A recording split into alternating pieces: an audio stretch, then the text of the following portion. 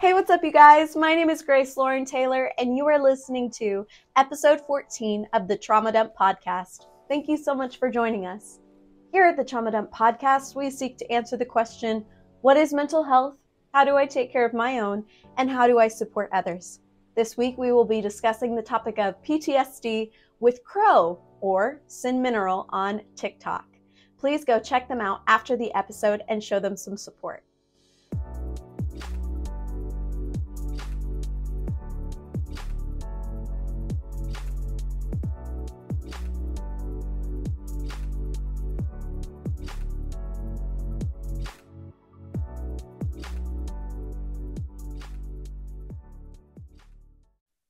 PTSD stands for post-traumatic stress disorder, and it's a diagnosis that I do, in fact, have. We're going to be discussing aspects of PTSD when it pertains to farm animals. Remember, if you'd like to share on the show, please message us in our Discord in the podcast participants channel along with your unique experiences, and we will match you to the right episode.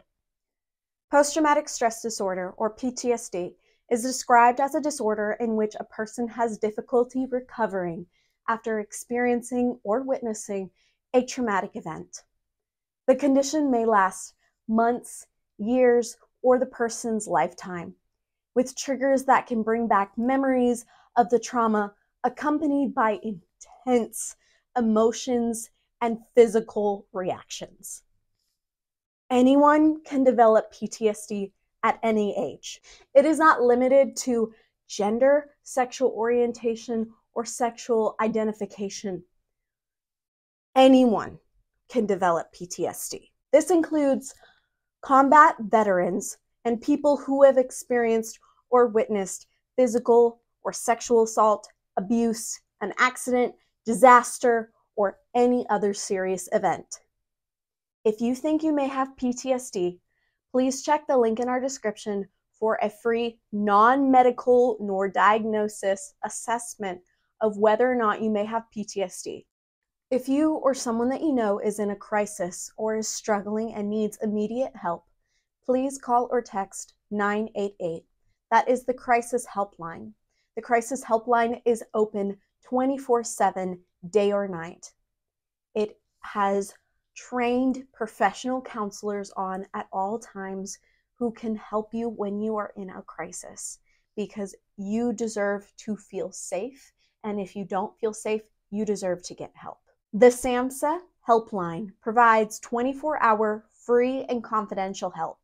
You can get treatment referral and information about mental health and drug or alcohol use disorders prevention and recovery in English and in Spanish. Call 1-800-662-4357 or text your zip code to 435748.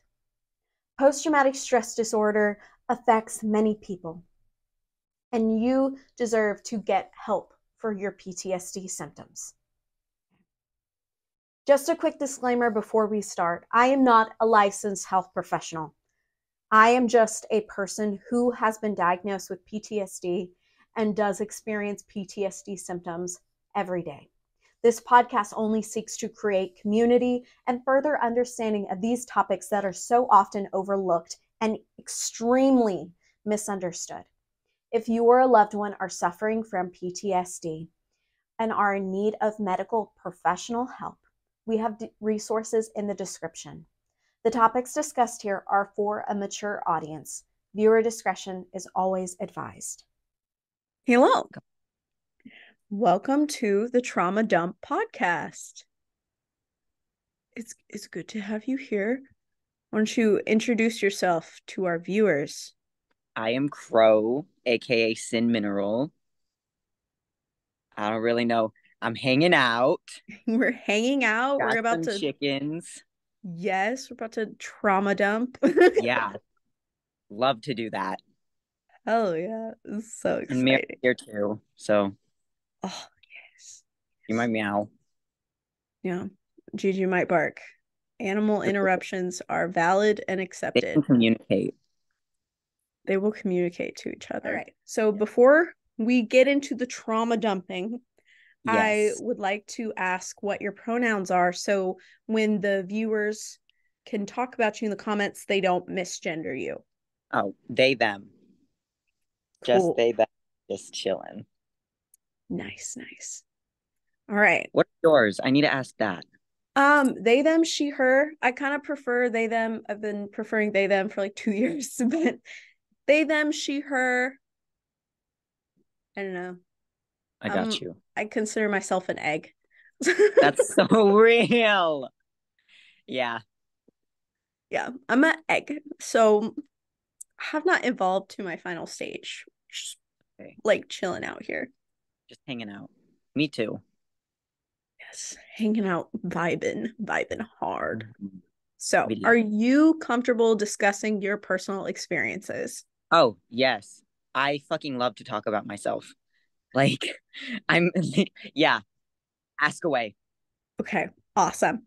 But to make sure I'm not crossing any of your personal boundaries and Yes. respecting your experiences, please feel free to interrupt me at any time if you're uncomfortable or triggered. We can also take a break. And if you don't feel like answering a certain question, just tell me to skip. I promise I won't get offended because my priority is to make sure you feel safe. Thank you. Don't even worry. I'm very good at setting boundaries. I've been practicing it for months in therapy. Nice. So you go to Legit. therapy. Yes, I fucking love it. I actually literally we end this at 3 and I have therapy at 4 today. So it's like wapow wapow, back to Let's back. go.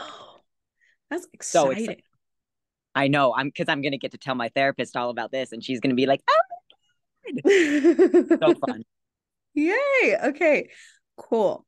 So you have over 312,000 followers on TikTok. Do you consider yourself an influencer, maybe? I mean, not really, because I kind of just post like whatever the fuck I want whenever I feel like it.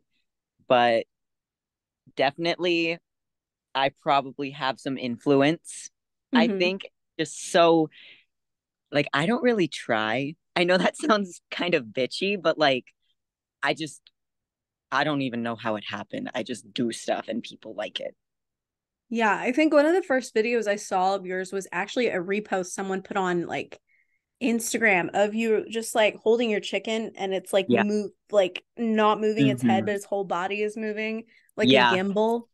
And I was like, oh, that's awesome. Yeah. I'm glad they tagged you because then I started following your TikTok and it's basically just shit posting. And I love It it. literally is. Like I it's love it so much. insanity. Yes, it's so great. Like when you found those fucking chickens, you're just like, oh, I guess I'm bringing these home now. I They're was mine like, now. vibes, absolute vibes. That is literally what I would do. I used to Yeah. keep chickens too. We had like 4 acres when I was a kid. And my dad one day gave us like 12 little chicks just out of the Division. blue. And he was like, okay, you guys have chickens now. I was like, nice. And so I Good kept luck. them. Yeah, I kept them in my room in a I little did that. box. Yes, it was the best time. And I raised them. And then we have coyotes. The coyotes start picking them off one by one. And then the final straw was my dog, Martha, ate my chicken. And I lost my mind. I was Martha, so you're done. upset. You're done. Like, No, you're done, I Martha. I got 3 bantams straight runs, so we didn't know if they were roosters or hens. 3 bantams this spring. 2 of them ended up being roosters. I raised all of them the same in my room, like in a little pen with their little heat pad and stuff. And I would spend time with them because I wanted them to be nice. But the roosters, the one named Bella, you've probably seen, he's the one that attacks the fucking green bucket. Like he's crazy. I love him, but he needs to get it together. Like Yeah. he's Yeah. you might hear him because his pen is right next to my window and he Mhm. screams all day. So he might let us know. What a man thing to do to scream all I day. that's all just kicks buckets and yells. But he's really good with the hens. I will give him that. Like he doesn't try to mount them too often. He's super protective, and he does that rooster thing where they're like, look, there's food, come eat the food. So the hens are like, oh yay, food. Oh. He's very good when he's not trying to kill buckets. Yeah, that's good. I'm glad that he has some good qualities other than bucket massacring. Yeah, me too. That's great. So when I look at your platform, and I thought you would be like a great person to interview because you just talk about whatever you want. You're just an True. open book. And I was like, this person would be great on the podcast. And I want to know, even though it's just mostly shit posting, do you ever try to use your platform to make a difference? Oh yeah. Like even if it's just reposting other videos, because like even if it's not for mental health stuff, like I will find like smaller artists, like music artists and just like any type of artist, and I'll be like, wow, this is really fucking cool. And they really don't have a lot of views. So I try to repost shit just so it's like my account is bigger, and I just wish that I could like make other accounts bigger because I don't do anything with that big number. Like other people could totally use that. And I'm grateful for my following and just all of that. But like I'm just hanging out. Mm-hmm. So I try to be like, hey guys, look at these other cool people. Like Yeah. it's fun. And just also sometimes raising awareness for stuff that's going on in the world. I'll try to do, but TikTok's a bitch. And usually if I try to make my own posts about those topics, it's like we're Mm-hmm. gonna show this to 70 people and that's it. Literally, I don't understand TikTok like at all, the algorithm at Kind of all. people. It's so weird. I was like on Musically when Musically was a thing, and it was Mhm. so much easier because the tags were easy. And then when TikTok, I guess it took over Musically or Musically evolved into TikTok. I don't It even know. has like a weird, I don't know, it's weird. I think shorts are a bit easier for me to comprehend. Maybe I'm just dumb, but I like shorts and I do love TikTok because I can just doom scroll Yeah. until the end of time. It consumes me. It's something that I have to set timers on my phone and be like, okay, you're allowed to doom scroll for Mhm. like 15-20 minutes and then we got to do something else We got to get out of here. because I would get sucked into the My whole. TikTok, it has like a 30-minute timer where it's like, hey, you've been on here for 30 minutes straight. Do you want to keep doing that? And usually I'll be like, oh, thanks. No, bye. Yeah, me too. I legitimately have to stop myself because I have really bad ADHD and I don't know, I'll get these hyperfixations and sometimes TikTok will be one of my hyperfixations. And I know to know thyself is a really big thing. And I know myself, I'm like, bro, can't do it for very long. But um Consuming. consuming, you have to be very aware of what you're consuming, especially when it comes to social media, because it really does affect your mental health, especially Yeah, if some of you it is so stressful. Like, mhm, especially if you have a mental illness. yeah, And you can go down these rabbit holes of just in other people's random drama, random stuff. Like, have you heard of the Jody Hildebrandt case? Like the the eight kid, passenger. yeah. Oh, girl, she's like 2 towns over from me. Really? We're in Oh. this. It's here. I've Mm, heard of it. Not to give my location, but you know, yeah. it's like, It's terrifying to me. I don't know, like I'm like re-traumatizing myself as yeah, I'm like going through because I'm like, what is happening to these children?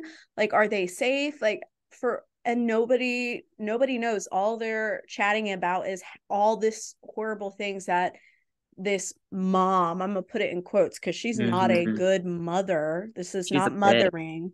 Like, and I found their podcast and it's the most garbage ridiculousness I've ever heard. And I had to stop myself and be like, okay, you're re-traumatizing yourself. Because I grew up in a very conservative Christian household. Mm-hmm.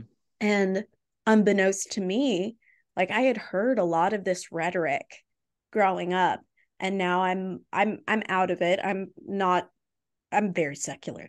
I'm not in a church. I'm not in any of that. And it's like, oh my gosh, I'm re-traumatizing myself. Yeah, I've heard clips of their podcast. Like, that bitch is crazy. But I I'm in Utah and I grew up going to Mormon church, but I don't know what it was, but like one of my earliest memories is it's kind of it's a little sad, but it's mostly funny to me at least. I was like 5 or 6 years old and I Mhm. was in the primary school and there were just rows of kids. We're all sitting in rows and all the kids have a booklet and we're all singing I am a child of God. And I remember just like I wouldn't sing because I never fucking sing in front of people. I just don't do that. Have never done that. And I remember like looking to my left, looking to my right, seeing all these kids singing monotone and they sing. And I was just like, what the fuck? And then they sang the lyrics with parents kind and dear. My parents were never even married, which growing up in Utah, that confused the hell out of every other kid. Mm-hmm. And I just remember being like, parents kind and dear, and thinking, well, my mom isn't really that nice to me. So this song doesn't make any sense. Mm-hmm. It's like, why am I here? Like, this is boring and doesn't apply to me. And I don't want to be here. Like, what the fuck? And I was like 5 or 6 years old. Yeah. I mean, this religions are very much indoctrination, especially when it comes to children. Yeah, Um, totally. they very much are because they're beliefs that are forced upon you and they're not even your own beliefs. They're the only thing that you know of until you see Mm-hmm. something different, which is kind of the definition of trauma in a sense, because you don't understand that you are going through trauma until you see something else. You see something vastly Mm-hmm. different. And from my perspective, I'll watch a lot of like conservative America and they're like, oh, the gays are indoctrinating our children. All these gays are in, they're just talking about indoctrinating our children. And I'm like, In the dude, water. what have you done with your kids? Like, you're sending your kid to VBS, Vacation Bible School. Like Mm-hmm. that kid is in Sunday school every single day. They're at Wednesday night church. Like, that's indoctrination as well. Yeah. And not as well, but that is legitimately indoctrination. And I don't even think the gay agenda exists, but I hear, because I live in Texas Fun. and I hate it. And I want to be anywhere but here. I Yeah. despise this Yeah. country. Um, Ren. Ren. And so it's just, I don't know. It's something that I'm like, wow, I am really traumatized with religious trauma. I am recognizing it now that I'm not involved with religion. And I'm like, wow, it's everywhere. Yeah. I can remember because, like, my family, or at least my mom, was never really super Mormon. And I don't actually know the exact reason, but there's a big part of me that's like, were we just Mormon so that we could get into their food bank? Because there's like a food thingy where they're like, oh, if you're like, if you are Mormon and you can't really afford food, here's like a free food place. And Mm-hmm. we were broke as shit when I was a younger kid. And I remember going to that food place and something with chocolate milk. It's very fuzzy, but my mom, like, she was never really super into the Mormonism, but she still was always like, you need to go to church. We have to go to church. I'm like, is that why? But I thought up until I was 7 or 8, I thought that everyone in the world was Mormon. Like, I Mm. didn't know other religions existed. And I remember my dad lives in New York, so I would fly back and forth to visit him in the summers and stuff. And I remember learning when I was with him that not everyone was Mormon. And I was like, oh my God, I can do that. And Mm-hmm. that just set off a whole thing where I was like I realized I didn't actually have to go to church. So I started being like, I'm gonna go to the bathroom and then I would just leave. I would just walk home. Valid. Like, Honestly, I wish I could do that as a kid. Yeah, I was kind of out of control, to be honest with you. I mean, I think there probably was a reason for that. Yeah, no, totally. Undiagnosed autism. Are you kidding me? Hmm. And also just probably had PTSD as a child too. Well, definitely. Yeah. If I Hmm. think about it, yeah. Mental illness. Mental illness. So, this podcast purpose is to identify trauma and how we can help heal ourselves and then promote healing towards other people. And the podcast mantra is trauma is not who you are, it's what you went through. And when speaking on that, when you think of your past experiences, would you identify it as trauma? Oh, are you fucking kidding me? Yes, of course. Of course. There's like a bunch of experiences that I'm like, that fucked me up, that fucked me up, that fucked me up. Just like my childhood was kind of not that lovely. Like Mhm. it wasn't the worst of all, but thumbs down, you know? Yeah, big thumbs down to childhood. I think I had a lot of really good moments in my childhood, but a lot of it was subjugation. I'm the oldest of three. I have two younger brothers.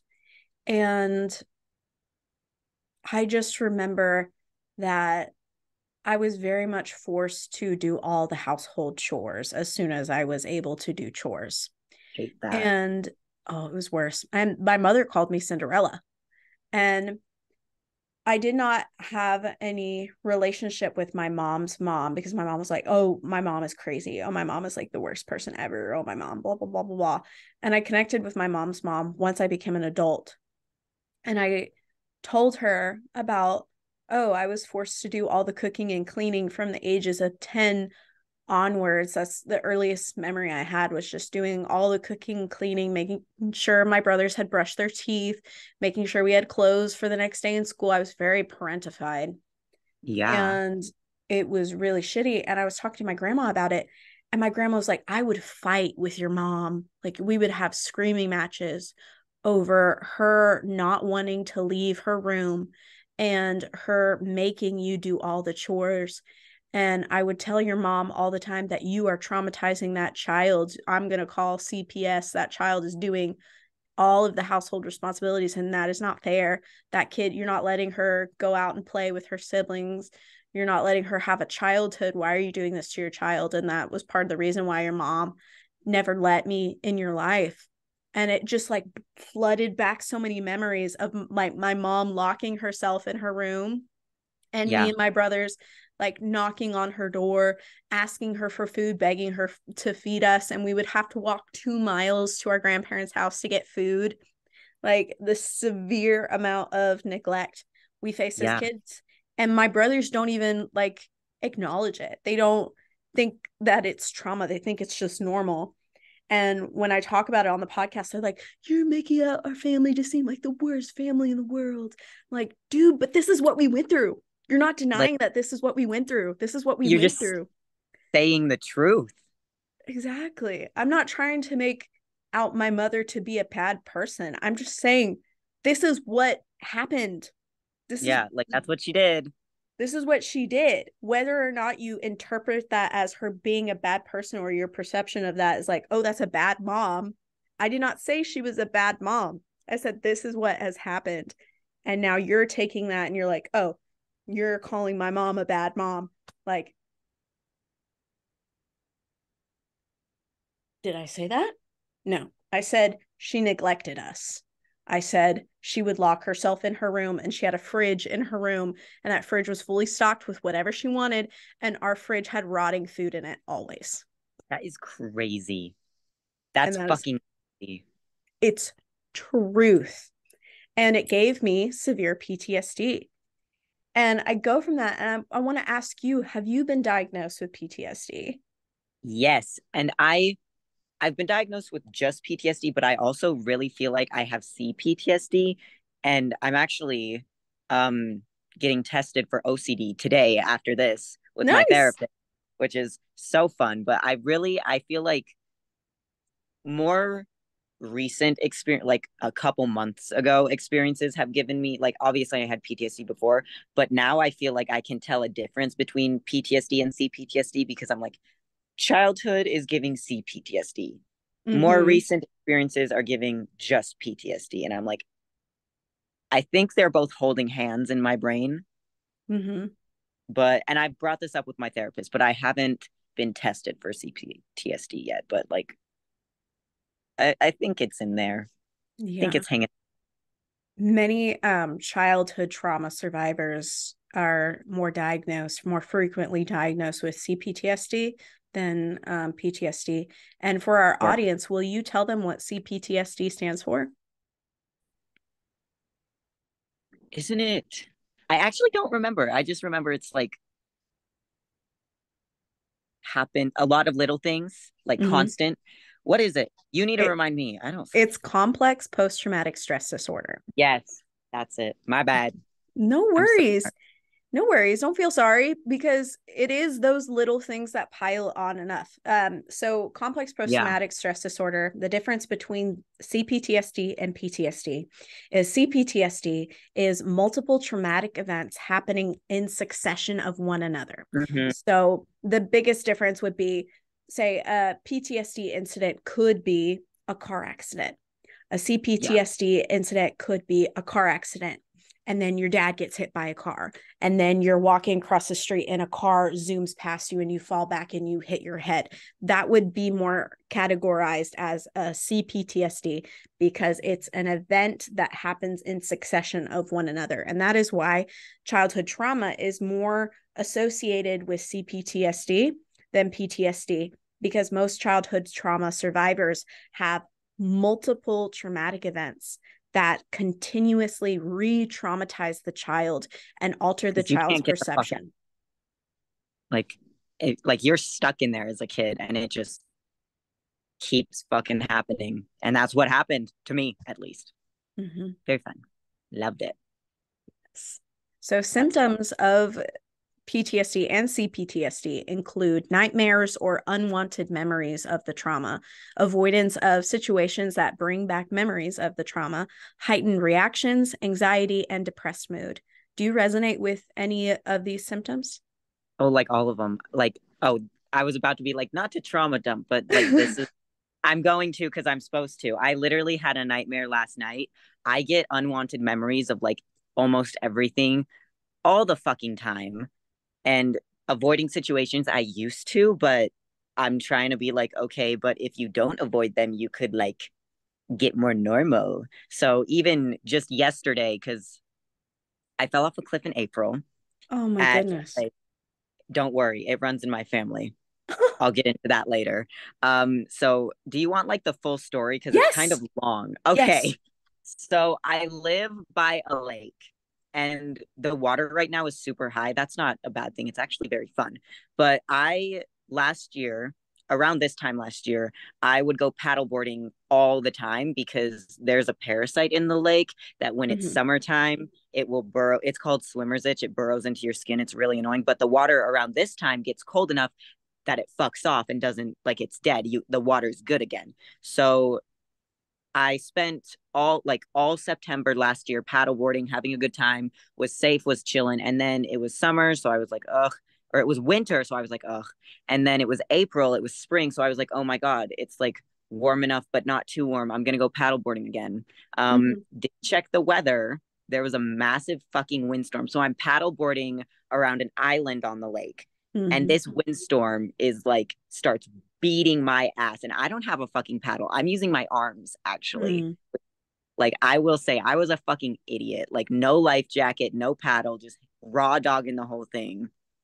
Um my phone and water bottle were well my phone was in a bag, like a waterproof phone bag, but it was attached to my board and not to me. So the wind blows my board away from me. The wind is so strong that it rips the velcro attaching the board to my leg off.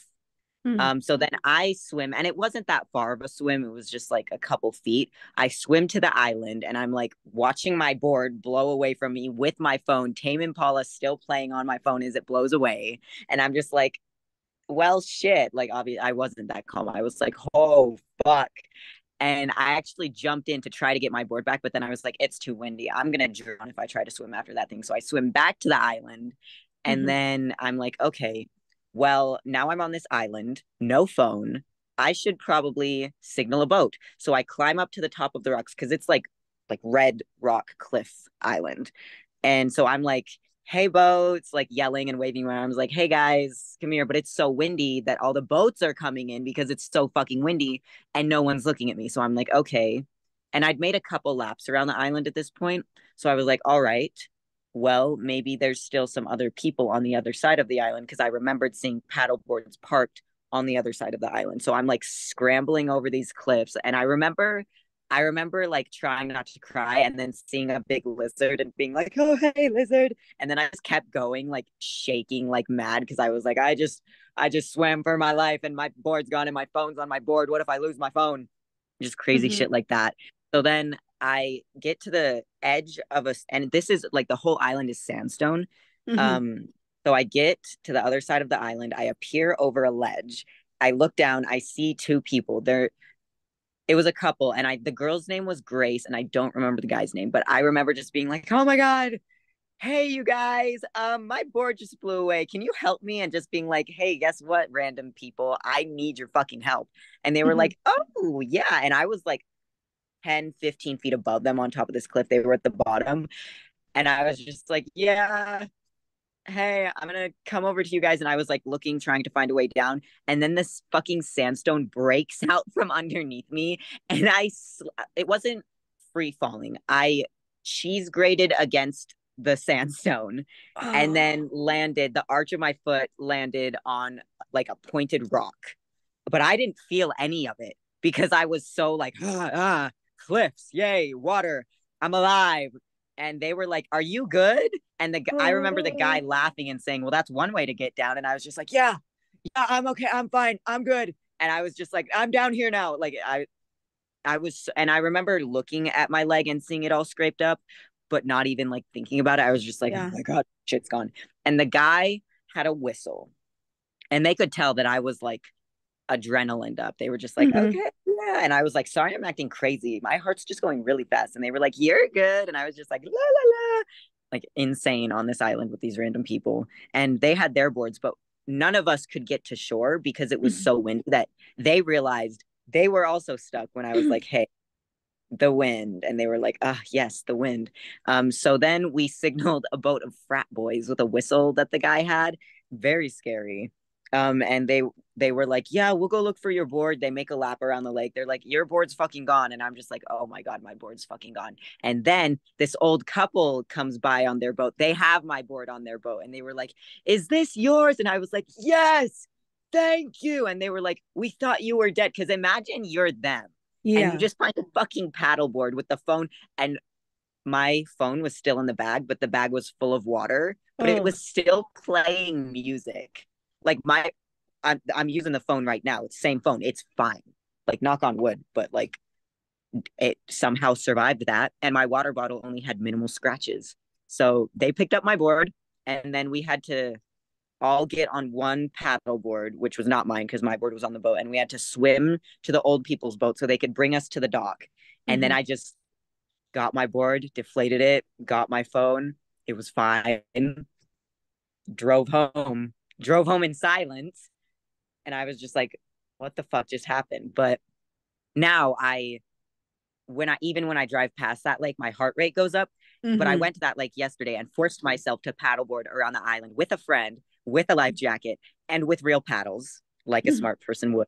And I didn't die and I didn't fall off a cliff. So I've been forcing myself to be in situations to be like, actually, it's fine. Like you can paddleboard still. And it was Mm-hmm. actually really fucking fun. Like, Oh, I'm so glad. but but yeah, that's how it was April 11th that I fell off a cliff this Wow. year. Wow. And at the time it was a little scary, but now I just like obviously it traumatized me a little bit, but mostly I Mm-hmm. just find it fucking funny that Mm-hmm. I fell off a fucking cliff. Like, love that.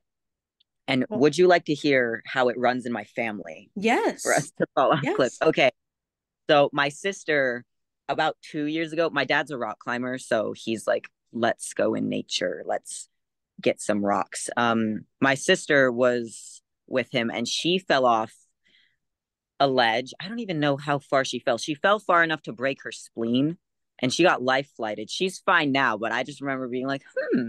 And then about, I want to say 10 to 13 years ago, my dad, he was rock climbing Mm-hmm. and his carabiner broke. He fell, I think, 50 to 80 feet. He broke his back and Oh, he was like a little bit fucked up, but it wasn't I mean, it was a bad break because he broke his back, but like he can walk now and he acts like he's like 24, even though he's fucking 50 something. mm-hmm. But yeah, we've all fallen. So Nice. life alert might be needed for us. Yeah, it sounds like it. It sounds like you guys need to have like a plan in place of, hello, I'm going to be on an elevated surface. Just know this is where I Let's am. Yeah, no. And when I go places now, I'm like, I always tell someone, I'm like, I'm gonna be here. So if I don't come back, like, go get me and maybe I'll be alive. Oh God. Hopefully. Hopefully, I go, yeah, I hope you'll be alive. Oh my God. I'm very smart, very careful. I promise. Well, yeah, I think something with trauma, once you move forward, a big part of healing is being more self-aware and being more careful and being more aware of your Yeah. surroundings. And it's also hypervigilance is a very big symptom of PTSD.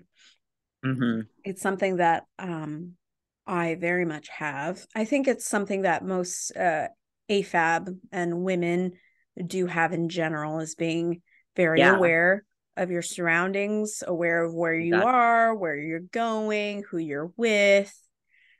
And it was something that was kind of drilled into me by my dad. Now, my dad has passed on, but growing up, he would give me like tasers as birthday presents and pepper I spray. can support. Would you get other stuff too, or just a Yes. fucking taser? No, I would get lots of presents. I was the Okay. most spoiled because I was his only girl. But yeah, he was like, you gotta be aware of how to beat someone up. And then my papa, his father, would teach us grandchildren how to defend ourselves and where to punch someone in the face to break their nose to blind I love them. that. Yeah, he's a great Jamaican man. They had so many legendary stories to tell us growing up. But when I was in college, um there was a party that I went to, and mind you, I have a service dog, Gigi, and she comes with me Hmm. everywhere. And I did not drink anything, but I was not feeling well. I was like, there's something wrong with me. And so I started like walking home because the party was less than like 2.5 miles away from my apartment. And dumb me thought, oh, it's fine to just walk home. I didn't want to drive home because I was like, I don't know what's going on. But I was like, Yeah. oh, I'll just walk home. And there were two men that followed me, I and I hate those. noticed I noticed immediately that they were following me, and they thought my dog was nice. Cool thing about Gigi is my dad helped me train her, and before she was trained to be a service dog, she was trained to keep me safe. And so she started like circling me. Like I dropped her leash and she started circling me. And then she like turned around and lunged at the guys and scared the shit out of them, and they ran away. Good. And then I sprinted to my apartment and got inside. But because of that incident, I now keep like a taser in my car, and then I have a taser in my backpack, and I have pepper spray on my keychain, and like pepper spray in my purse. Like I need to be able to defend myself, because what if they hurt Gigi and she can't Yeah. defend me? Like I need some way to defend myself because um of my seizures. I have noticed that my muscle mass has decreased quite significantly. Hmm. And I know myself, if I'm in a traumatic uh experience, I'm not going to be able to defend myself. And Yeah. so that hypervigilance, I don't know if that's necessarily a traumatic experience, but it did shake me for a little while of being like, dude, if I did not have Gigi that night, who knows what would have happened. Yeah. It was Men can terrifying. be fucking scary. Like I had an experience this summer with a man. He hate not to be evil, but like my dislike of men just it just keeps going up. Like I'm just like I can't even be nice to them half the time anymore. I'm just so over it. Mm-hmm. Like I understand that. I really do. And, you know, this podcast is a safe space for everyone. That's what I'm doing my best to make sure it is. But I've had to cut out some of my male friends that have listened to the podcast because one of my episodes, episode 6, where Jojo Louise talks about her sexual trauma, one of my guy friends reached out to me and said that she wasn't raped. And it made me so viciously angry. But I heard him out and I was like, you know what? You're a fucking idiot. And he's like, well, she told him to stop and he stopped. I was like, well, just because he stopped doesn't mean she was not raped. Like, yeah, you like don't, that's, it makes me so angry. So I was like, yeah, I'm never speaking to you again. I like you're that was, not. I will never, I don't care how long he and I knew each other. It was like 5 years. I was like, no, absolutely not. Because when you attack someone else's experiences and try to Mhm. invalidate them, that's when like the kindness of myself immediately dissipates. And I'm like, absolutely not. And um this past episode with Skull, she says something that really struck a chord with me. She said, I don't need to accept your hatred of others to be a very kind and empathetic person. It is kind and empathetic of me to not accept your hatred of others. Yeah. And that really like resonates with me because yes, I want this podcast to be a safe space for anybody to talk about their trauma. But the moment you invalidate someone else's trauma and say that it's not trauma, You're done. I'm like that turns off all empathy in my brain towards you. Because if you're in a place where you need to invalidate other people to feel any modicum of whatever for yourself, justification, whatever it may be, you are not a safe person to be around and you do not deserve to be in this safe space. Like, Yeah. it just makes me so upset because Mm-hmm. I'm not negating that they feel that way. You can feel however you want, but that doesn't mean I need to tolerate it, you Yeah, know? like you can feel it, but not here. And go over there. Yeah, definitely.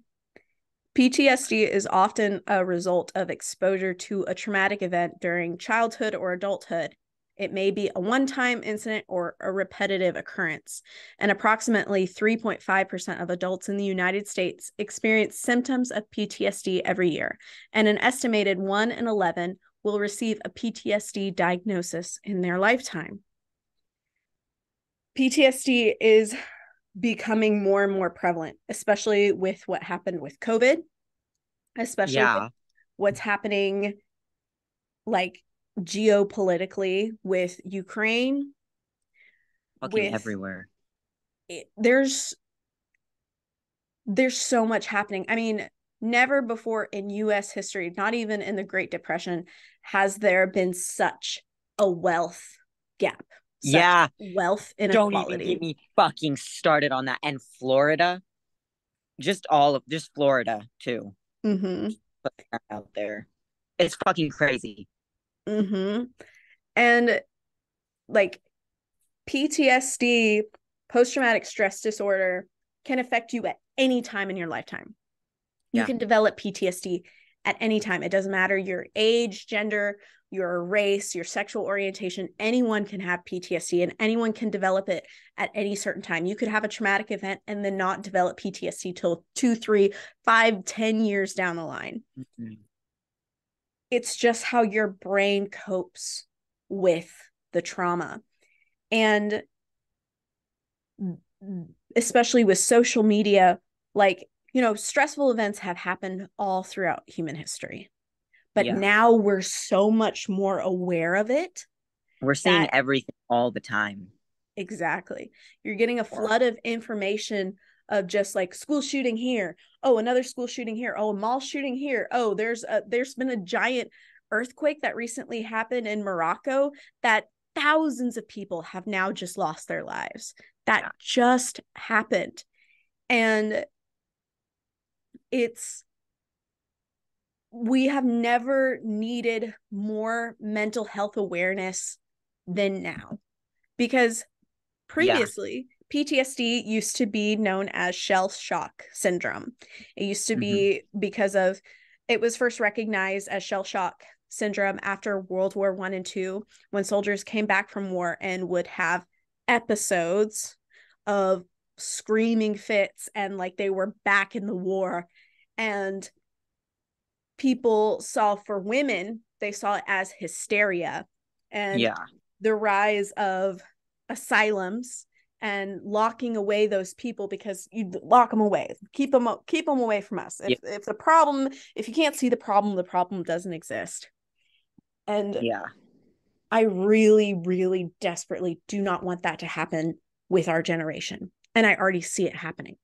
I already see people talking about, oh, the gym is my therapy. What? No, it's not. No, the fuck it's not. That's scary. It's so terrifying, because so many people have a misconception that trauma makes you weaker, that trauma makes you less than, that talking about your issues makes you a burden to other people. It doesn't. And until we stop that rhetoric, people are going to continue to think that way, and people are going to continue to isolate those of us that are going through mental health problems, and those of us that are going through mental health problems are going to isolate themselves because they feel like a burden. And it makes me so sad. Makes me want to fly into like a fit of gamer rage. Gamer rage? Yes. Like punching holes in walls and shit, just screaming. I don't even know. Just a fit of gamer rage. I'm laying down now because my back hurts, but like, it's okay. We're chilling. We're hanging out. You can look at my, oh, there's Katy Perry up there, by the way, on my ceiling. Hi, Katy. She's hanging out. I found her at a thrift store in 2019 for $3.49. That's a steal. She's crazy. Can never invite a woman over though, because it's kind of awkward. She's watching. So sorry, Katie. But anyways, PTSD, yay! PTSD. Sometimes we need to take like a break and just like, Katy Perry. Hi, just Katy. Look at Katy. She's hanging out. But I feel like she's done something controversial that I don't remember. So I don't know. I'll just close my eyes. Katy Perry has done a lot of controversial things, but oh well. Everyone has. Nobody is perfect. And that is not something that I'm striving for, is perfection. What I'm striving for is to keep learning and not be closed-minded. Because, you know, I'll admit, you know, I was raised in a very Christian conservative home. I was pretty bigoted as a 4-year-old, as a 10-year-old. Like, I was fucking bigoted because it was all I knew. And it's Texas. And until I started to, I guess, desensitize myself to other things, I was like, wait, hold up. Why would being gay be something that's a sin? And then I read through my Bible as much as I could. I was like, Jesus never talked about being gay. And informed myself. And I don't know everything. I'm not a licensed health professional. I'm just a person who has a lot of trauma, and I do so much research on Yeah. all of these topics because I want to be trauma informed, because I feel like if I become more trauma informed and I use this platform to speak on these issues, maybe someone will listen, maybe it'll resonate with someone, and it might enable them to look at the resources that I provide and be like, huh, and open their eyes to so many different things, because I think so many of us are closed minded because of fear, Yeah. of Totally. just fear of the unknown, of fear of being judged, fear of being canceled, fear Mm-hmm. of being seen as stupid. That was a really big thing for me growing up, was that people would call me stupid. I really hated that because I have dyslexia and I can't read like normal people Mm-hmm. can. I have to memorize stuff. And so if it's a different font, I can't fucking read it. And or a weird font, or like the sloopy, like weird The font. swirly shit. Yeah, I absolutely can't not. read cursive. I can't fucking like I'm hyperlexic, like the opposite, but cursive when no, Yeah. scary. And so I was always afraid of being told that I was stupid, or being told that I was dumb, or being perceived as stupid or dumb. And I think that kind of fear enabled me to not seek out other people's opinions or other Yeah. people's beliefs, or because I was like, oh, if I don't know something, they're going to think I'm stupid and they're not going to want to talk to me anymore. And now as adult me has to reparent and go, no, no, no, no. You don't know everything. You're never going to know everything. But Have you been reparenting yourself in your brain? yes. I've been doing that a little bit just recently. I've Yeah. started doing it where I'll be like, you're actually fine. You're so normal and fine. You don't need to flip a lid. Mm-hmm. You're good. What did you learn reparenting in therapy? Um, yes. I read about it a little bit before therapy, but I didn't really think about it. And then my therapist had me read some article and I was like, oh, and it mentioned it. And I was like, oh, yeah, I could just tell myself that it's fine and be nice to myself. New concept, crazy concept. Mm-hmm. Doing it. Yeah. And it's so important, especially in the healing process.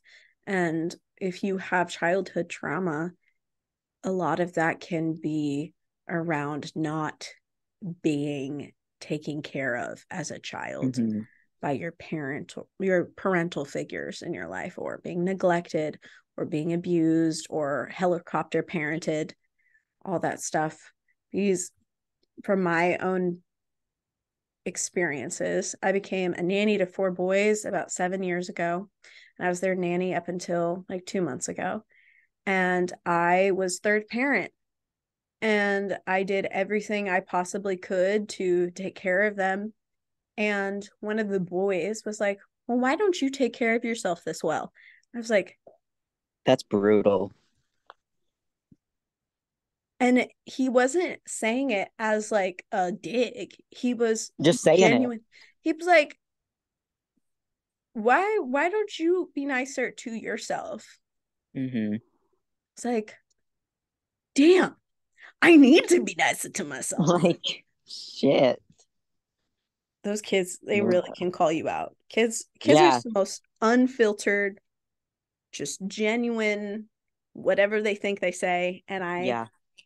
I miss it, but also I don't miss it, Yeah. because some of it was really fucking Mm-hmm. I am the oldest of, I don't even know how many cousins. Like, one aunt has 8 kids, which is insane. She just gave birth 12 days ago to her eighth. And then and my other aunt, and this is just on my mom's side. My mm-hmm, other aunt, my mom has 3 sisters, so mm-hmm. 8 kids, 3 kids, 2 kids. And then on my dad's side, fucking 3, 2. There's a lot of children, and Mm-hmm. I'm like 5 to 20 years older than all of them. Like I was the first, the original. Mm-hmm. I pulled up and it was a thrill. So I've got like I have to be a good role model, and it's kind of fucking stressful because it's like, you guys, I'm crazy. Like, don't, because um 3 of my cousins are actually, they're fresh because my aunt got divorced, and so 3 of my cousins are like step cousins, Mm-hmm. I think. But one of the girls, I went over to my aunt's to get my haircut last week. So it's like this length now. It's in a ponytail because I can't handle it touching my neck half the time, but it's at this length. Mm-hmm. And the one of the girls, she was like, "Oh, I like that." And then she now has her haircut, the same haircut, and wears it in the same style as me. And I'm like, I appreciate that, and you're so cool for that. But I don't know if I'm the best person to look up to, girl. Mm-hmm. Like, I try to be a good role model, but I just know stressful, scary, you know? Yeah. I mean, that's Like, wow. very, very true. I am the third oldest of 13 cousins. And dude, they used to like me when they were all little itty bitties, and now they're all Mm-hmm. graduating high school, and it's kind of bizarre. Scary. My youngest brother and one of my cousins have both just graduated high school, and they're both in college now, and they don't want to be associated with me. And I think that's hilarious because I was always perceived as the weird cousin, which I am. Oh, yeah, me too. No, I am. I am the weird cousin. And no tea, no shade, but in a Christian Southern Baptist type way, type beat, you want to avoid the Mm-hmm. weirdos. Yeah. And so I was very avoided. And I'm hoping after they graduate college and they get new leases on life and new perspectives and get to meet a Yeah. lot of different people, that they recognize, yes, Gigi, that they recognize that being weird is not a crime. Being different is Yeah. not a crime. Having a different perspective does not make you any less of a person than someone else. Having a different Mm-hmm. religion, having a different belief system. Yes, Gigi. She's like flipping around. She's Are you having a having a moment. riot? Gigi, a Oh, riot? she's so cute. Mira's in Yes. her Mira's in her window right now. Let's Hey, see. Let's Scooby see. Doo. Let's see. Look. Oh, Not even gonna look at us. Hey. hey. Gigi, do you see the kitty? She She's got loves a kitty. tracker collar. Oh, that's awesome. Fucking tracker. Because not this summer, last summer, Mm-hmm. I traveled up north, up to northern Utah to get a surgery, and it Mm-hmm. wasn't a fancy one. It was Mm. just, it's kind of TMI. Do you want to hear about it? If you would like to share, Okay. you It can, was a yeah. vagina surgery, so that's why I'm Yeah. like, can I Do you share that? want it And I to be on the wasn't. podcast, or would you like to just keep Oh yeah, this? Keep I it am on not shy. the. Okay. Let everyone know I got a shot in my taint, and Nice. it was a big fucking needle too. Mm-hmm. But so I traveled up there to get that done. And my grandpa and she is an indoor outdoor cat. I prefer her to be indoor, but my grandpa is like, she can go outside. She needs to kill the gophers. She doesn't even fucking kill them. She just injures them and then brings them still alive to me. So I have to finish the job. Mm-hmm. Thanks, Mira.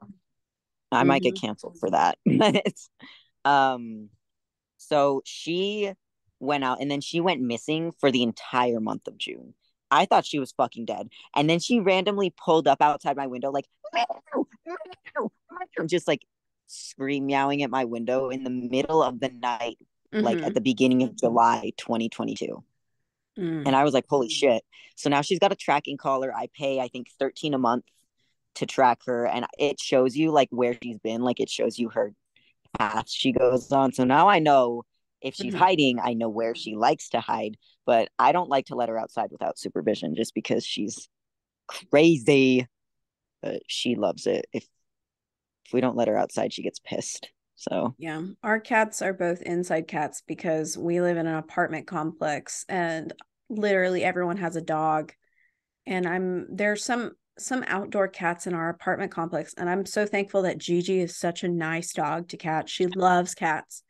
But like I've seen some dogs get way too close to those cats and like try to lunge Mm-hmm. at them. And I'm so terrified of Loki or Stressful. Lucy getting out. Yeah. Dogs, like, I am trying to be better about it because I know, like, I can't just generalize all dogs, but dogs Mm-hmm. in general stress me the fuck out just because so many of them are so untrained. And especially in Utah, we've got these cookie cutter houses, cookie cutter families, cookie cutter fucking doodles. Don't get me Ugh. started on doodles. Don't get me started on Golden doodles. doodles are not a dog breed. They're not real. Literally, They're not they real. yes. Oh my god, that's literally something because I just recorded Gigi's episode over service dogs, and I talk about the best breeds of service dogs. And I say poodles and golden retrievers. And I'm like, golden doodles are not a dog breed. They are a They're mutt. fake. Please do not call them a dog breed. I will lose my ever loving mind because Mm-hmm. Gigi is a golden retriever. She has all her AKC registration papers. You cannot get a registration paper on your freaking golden doodle. Yeah. You It's weirdo. a mutt. They're not recognized. Yep. I don't even I actually last summer my aunt lived with me while she was doing her whole divorce thing. Mm-hmm. Um and she had a dog named Murphy. He was not a doodle. He was a Wheaton Terrier, AKC Mm-hmm. Wheaton Terrier, but Mm-hmm. he looked like a fucking doodle. So everyone was like, "Oh, your doodle's so cute," and I was like, "He's not a fucking doodle, you guys. Don't call him that. He's real." Yes, Like he's doodles, real. doodles just look like human men with They their do. eyes. They're They have like little fucking scary. yeah, they're so weird. They They're don't. so weird. They're creepy little things. Yes, and my partner, he really wants a golden doodle. He keeps like, I just want a golden doodle, and he's No, a plumbing apprentice. So every time he sees one of those damn no, dogs, he doesn't. I know, but every time he sees one, he sends me pictures, and he's like, "Oh, our future," and I'm like, "Bitch, if you bring home a golden You're done. doodle, I'm not. I'm like, we're divorced. Like, it's over because they're. I don't. My one of my friends in high school, she had like three golden doodles and they were That's all scary. different colors. And I hated those dogs because every time they saw me, they would like lunge at me and jump on me. And they were just not trained No, dogs. And I I was can't. traumatized by them. Yeah, And they're like big too. They're they're huge. huge. Like they can knock you the fuck over. And Mm-hmm. just like not to be like fuck their owners, but I've noticed a lot of owners don't fucking brush them. Like those bitches are matted so often. Like it's just not a fun existence for them to have. Mm-mm. And they can get And really bad ear infections too because their hair yeah, grows in their ears and it's yeah, wiry. And these people don't know how to maintain their coats because they're a mutt. They have a poodle coat and a golden retriever coat. Golden retrievers have three coats. They have the water resistant on the very bottom. mm-hmm. And then they have the base coat, and then they have the coat that they shed every summer, their winter Yeah, coat. So they have three layers. And then poodles have very dense, wiry fur or yeah, hair. And so these dogs have like a mesh of all three, they're and all fucked up. it's so hard to maintain. And if they're not well kept, they can get ear infections, they can get vaginal infections, they can get Mm-hmm. like pee infections because it's like, oh, The hair's just fucking them up. yeah, it's not great. But enough of the golden doodle. But let me say one more thing. If your Yes. boy wants a fucking golden doodle, just get a fucking Wheaton Terrier because you can like just there are a lot of dogs that will look like doodles if you just give them the right haircut. Mm-hmm. So just don't let him. Yeah. He wants, well, our next dog will be Gigi's replacement for a service dog. So we're not Mm-hmm. going to get another dog for until Gigi's older. Her seventh birthday is Yeah. on October 10th. But Oh my god, it's coming up. it is. She's getting older. It's kind of terrifying because my Yeah, last golden retriever died at 9. And so that's scary. mentally, I've been, because I rely on her for everything. So mentally, I've been Yeah, trying to prepare myself like how am I gonna do this? Because Yeah. she isn't just a pet. She's not a pet. She's a piece of medical equipment for me, honestly. Yeah. And I She do, literally keeps you alive. yes, and I do consider her having a part of my soul. I know that sounds like really weird, but No, it makes sense. she's with me. She's right there. She never leaves where I She's, am. yeah, So sweet. She's always with me. She sleeps in the bed with me, she's and hanging out. she's straight up vibing with me every single day. And so part of like a significant part of my trauma growing up was our dogs dying. We had like 4 acres. I never know how big it was because we owned part of the creek. So we owned a significant amount of land in Dallas, Texas, and also owned part of the creek. And we had a bunch of dogs growing up. And Mm-hmm. our dogs, partly because of my mother, she would let them out in the front yard and they would get hit by cars. I've had 3 different That's dogs so frustrating. that got hit by cars in our front yard that I was so devastated over. And then Martha, who was my golden retriever before Gigi, went into the creek one day and got super sick by whatever was in the creek, and she died like a couple days Yeah. later. And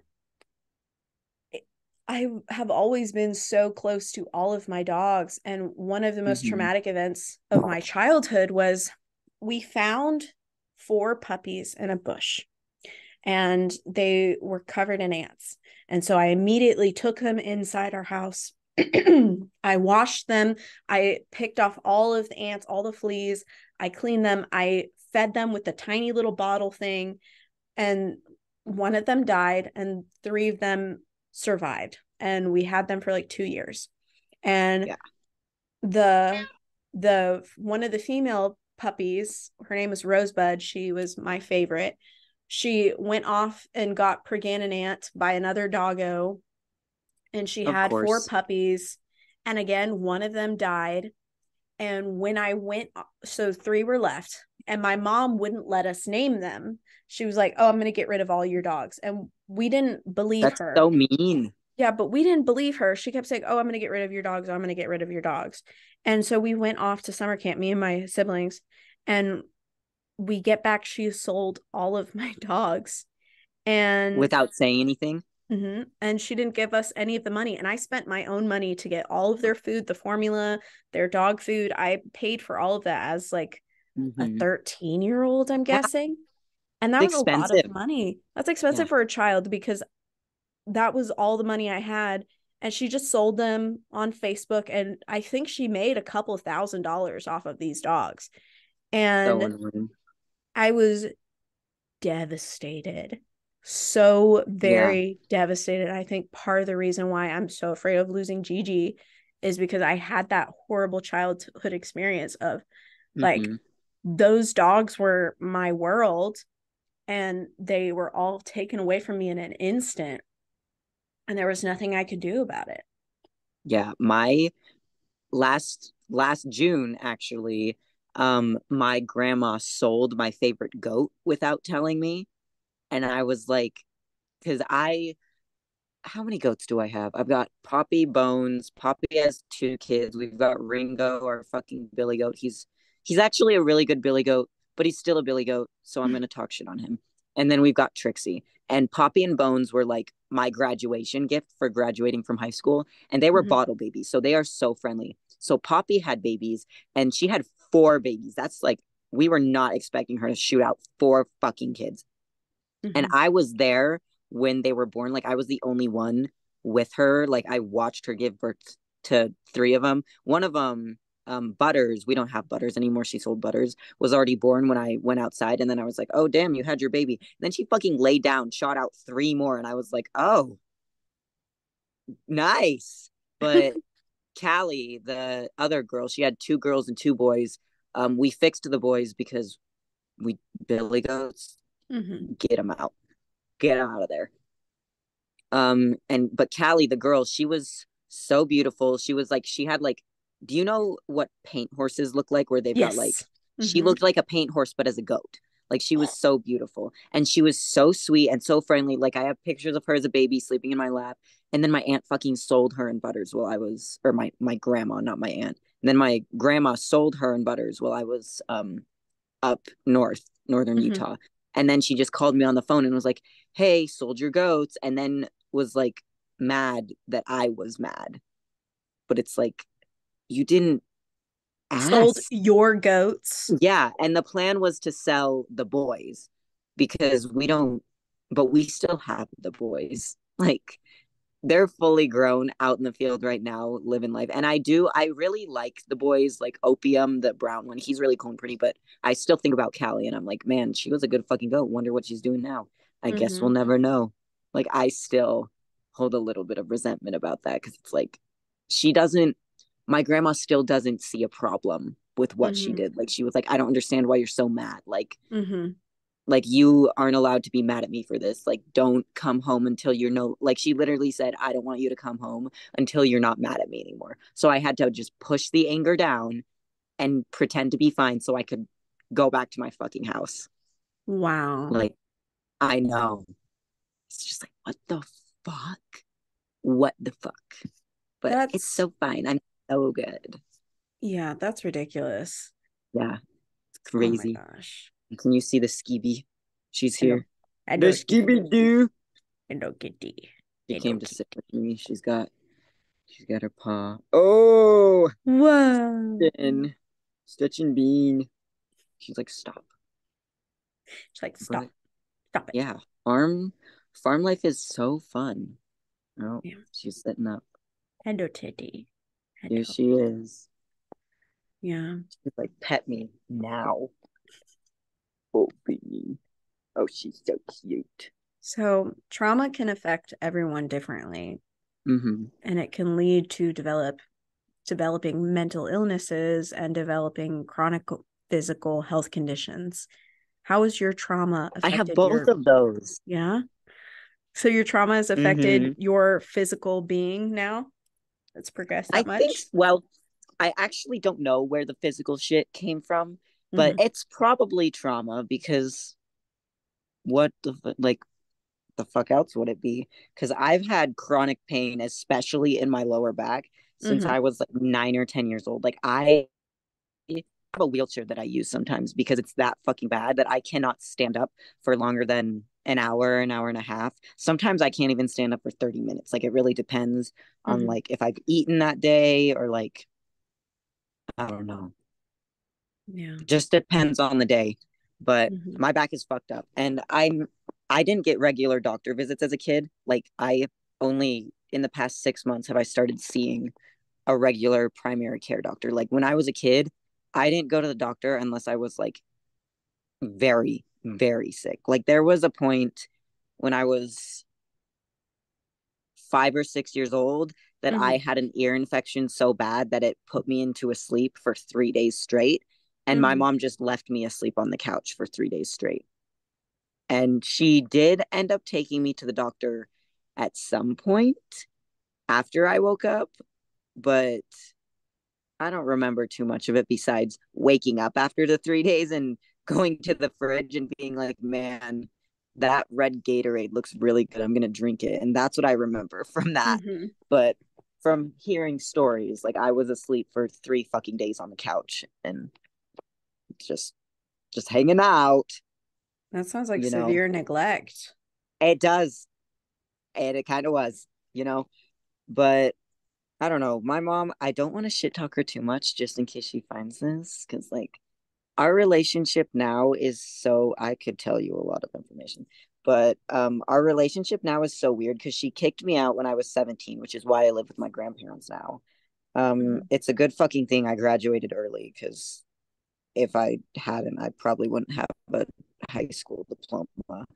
But when I lived with her, it was literally screaming matches almost like more often than not everyday screaming matches. I Mm-hmm. lived in an unfinished basement. It was pretty gross. My room was like a mess because I was so depressed and mentally ill all the time. I just couldn't find the energy to care to clean Mm-hmm. it, so it was just like piles of crap everywhere. um I didn't even have a door. I had a box spring in the doorway, and that was my door. Mm-hmm. And she's been married twice.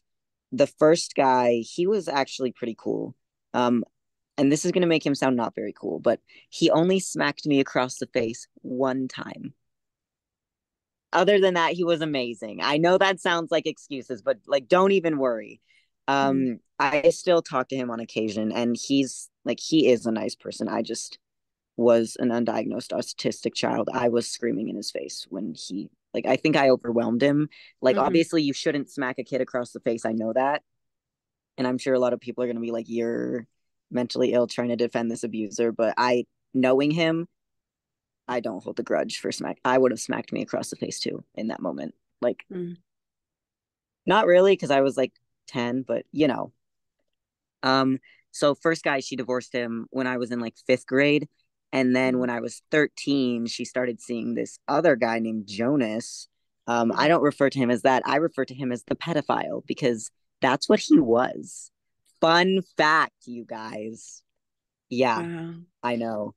She's they're not divorced, but she kicked him out. But Mm-hmm. divorce costs money, so technically she's still married to him, but Mm-hmm. like she hates him too now. But um for a while I thought he was cool. That's because he Mm-hmm. was being nice to me and buying me stuff, which is now like suspicious, very suspicious.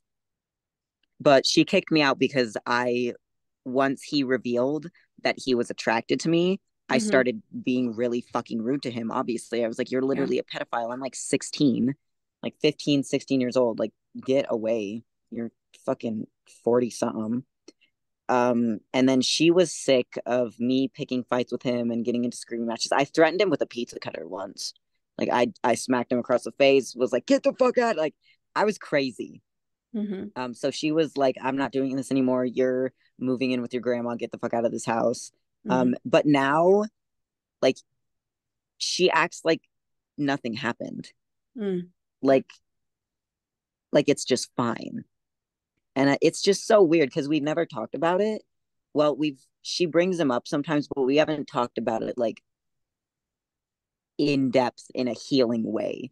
Yeah. Like we kind of just ignore it, and she just will text and call me and act like everything's normal and like we didn't say horrible things to each other in screaming matches. And I'm just like, did you just forget, bitch? Like, what is this? But Yeah. I don't even know where I was going with that. To be I honest, where were we? I mean, you were on a tangent because that's the way that your brain was wanting to Yeah, talk about these things I because get it's going. yeah, it's important to, address what you've gone through because yeah, that's abuse. I mean, PTSD is often caused by abuse, neglect, medical trauma, household changes, Yeah, environmental adversity, and social influences. And it sounds like your childhood was just a gut punch after a gut punch after a gut punch after a it gut fucking punch, was. and that you It didn't was have crazy. stability. And that makes me so sad because you deserved stability. And I'm so glad that you're with your grandparents now. It sounds like you have a bit more stability. Yeah, it's my grandma's a little bit like but it's really good, and she genuinely like she's just also traumatized. So Mm-hmm. I'm not really like holding a grudge on her because we're all a little fucked up in this house, Yeah. so we're hanging out.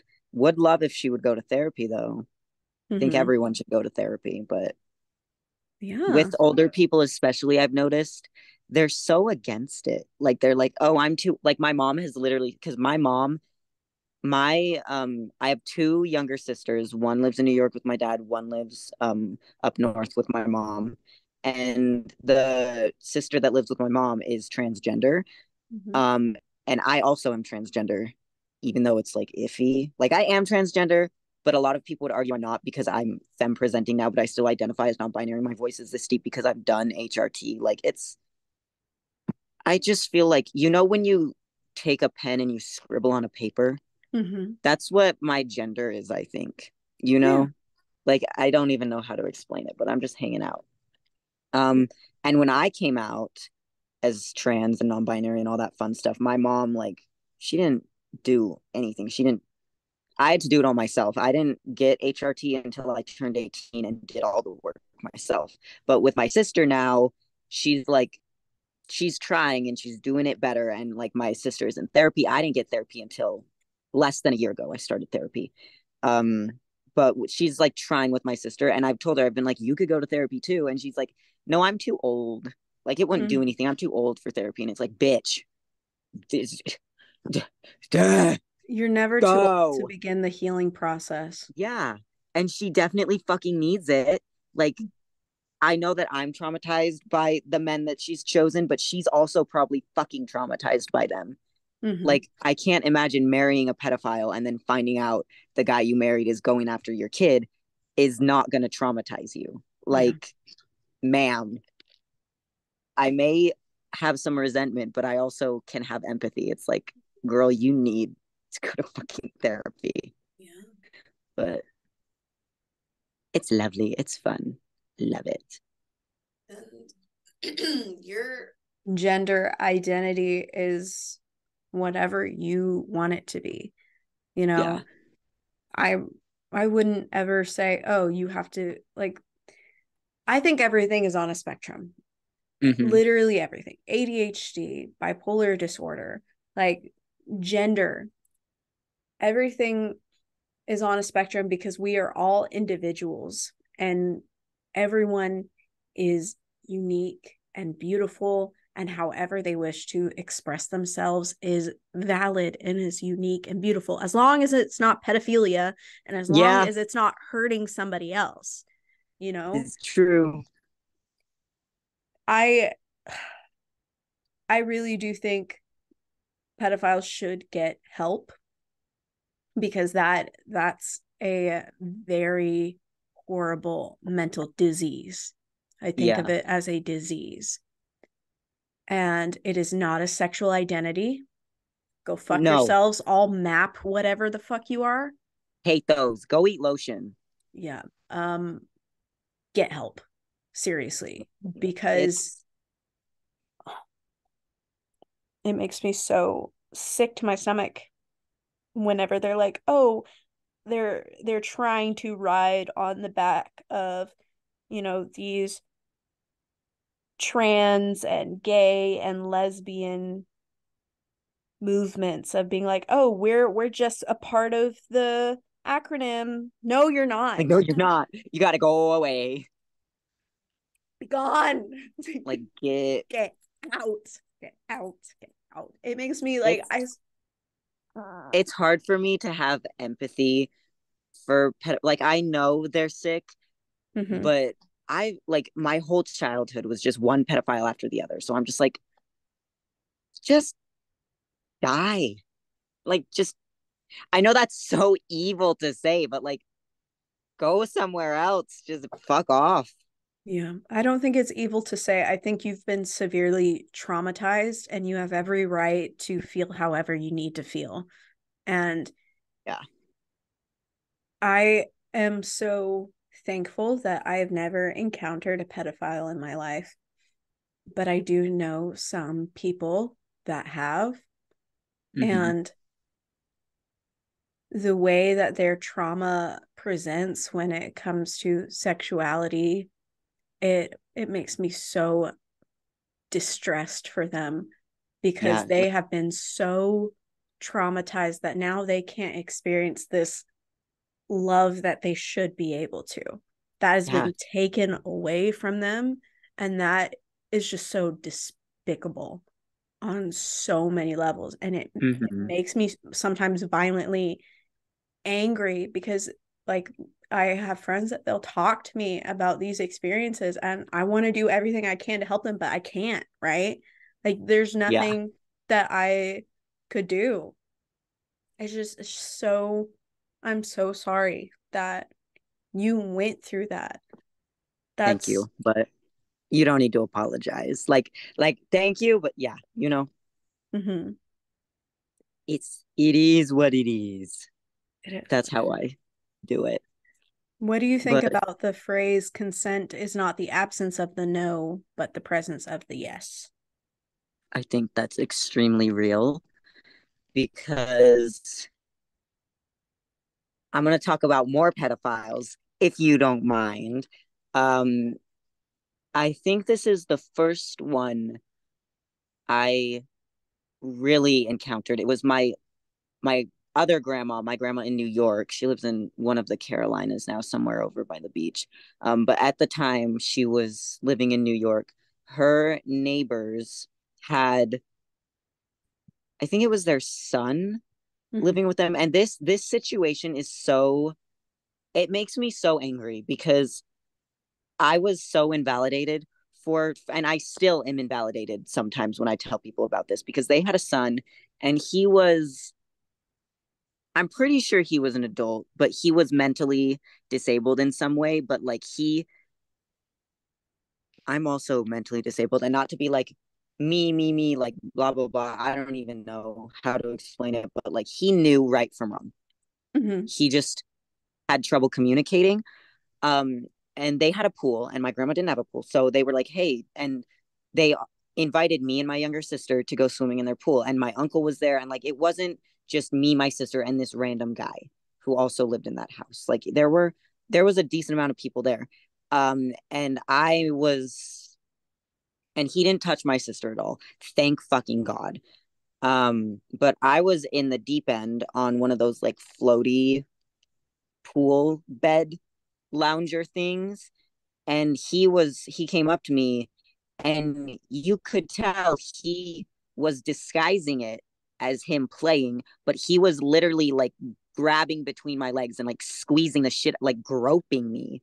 And I was like 9 years old, and he did it the first time, and I was like, what the fuck? But I didn't say anything because I didn't want to make a scene. I literally, I was like 9. I didn't know what the fuck to do. So I just kind of like laughed awkwardly and swam away and got on the pool lounger thing. And then he started, like, he was like a fucking predator. Like, obviously he was a predator, but like an animal predator, like a shark. Like, he was like circling it and like flipping me off. And everyone else was just watching us and laughing. All the adults were watching and laughing and thought we were playing when he was literally molesting me under the fucking water. And I was trying to get onto the pool float to get away from him and be like, I don't want to be in the water anymore. I'm going to get on this pool float to be safe. And he kept flipping me off of it. And then I was eventually just like, okay, I don't like this. I'm going to say I'm tired and go back into the house. And it was the 4th of July. So every 4th of July, it's like, happy anniversary. Remember this? But I know that he knew what he was doing was wrong, and he knew that he'd keep it a secret, because I got out of the pool and I put my towel around me and I looked over, and he was still in the pool. He put his fucking finger to his lips, like, don't tell Mm-hmm. anyone, like that.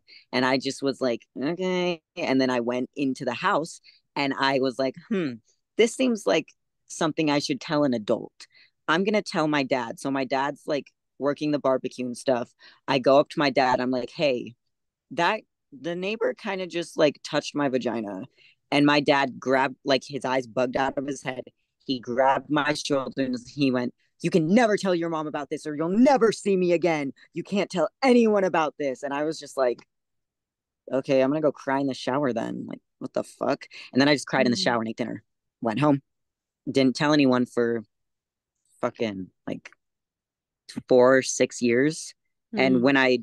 when I did tell people, and I actually just found this out less than a year ago. I was on the phone with my mom and I finally told her, and she goes, "Oh, I know. Your dad told me the day it happened. He called me after it happened."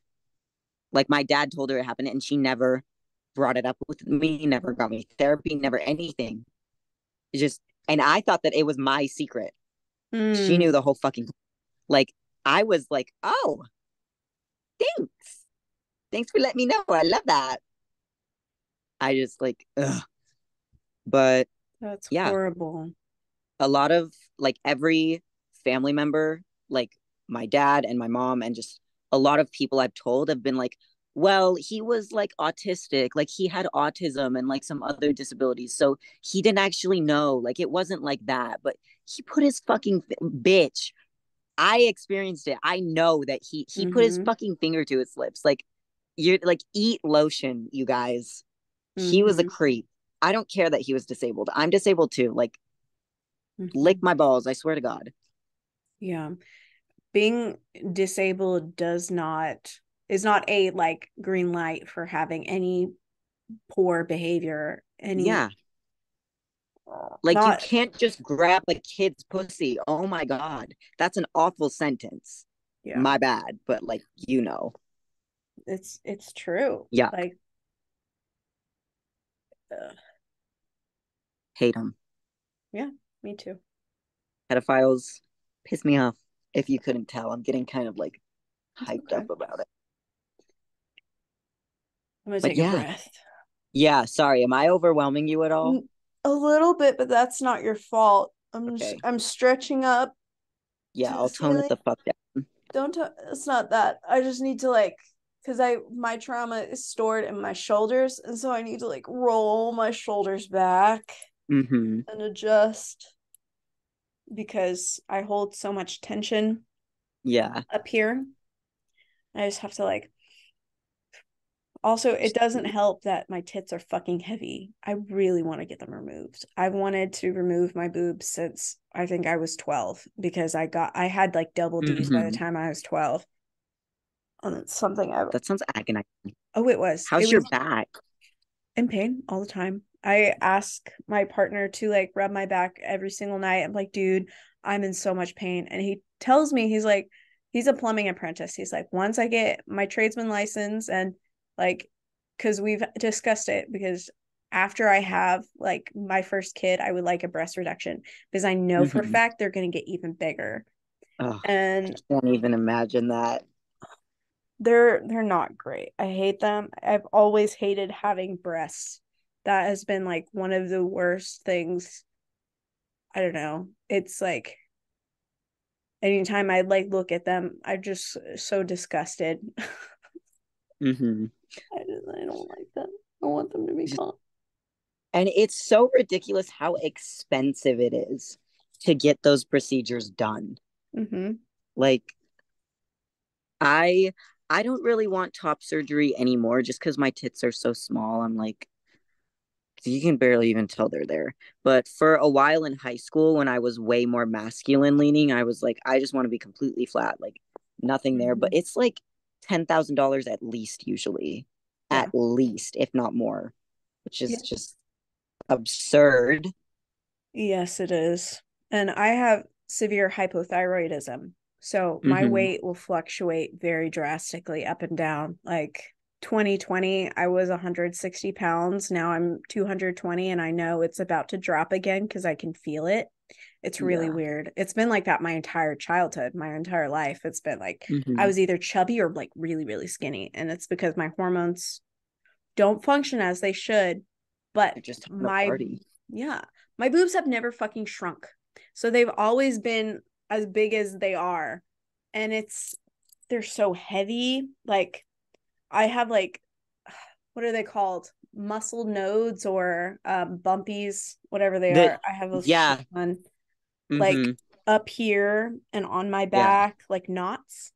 Yeah. Oh my God.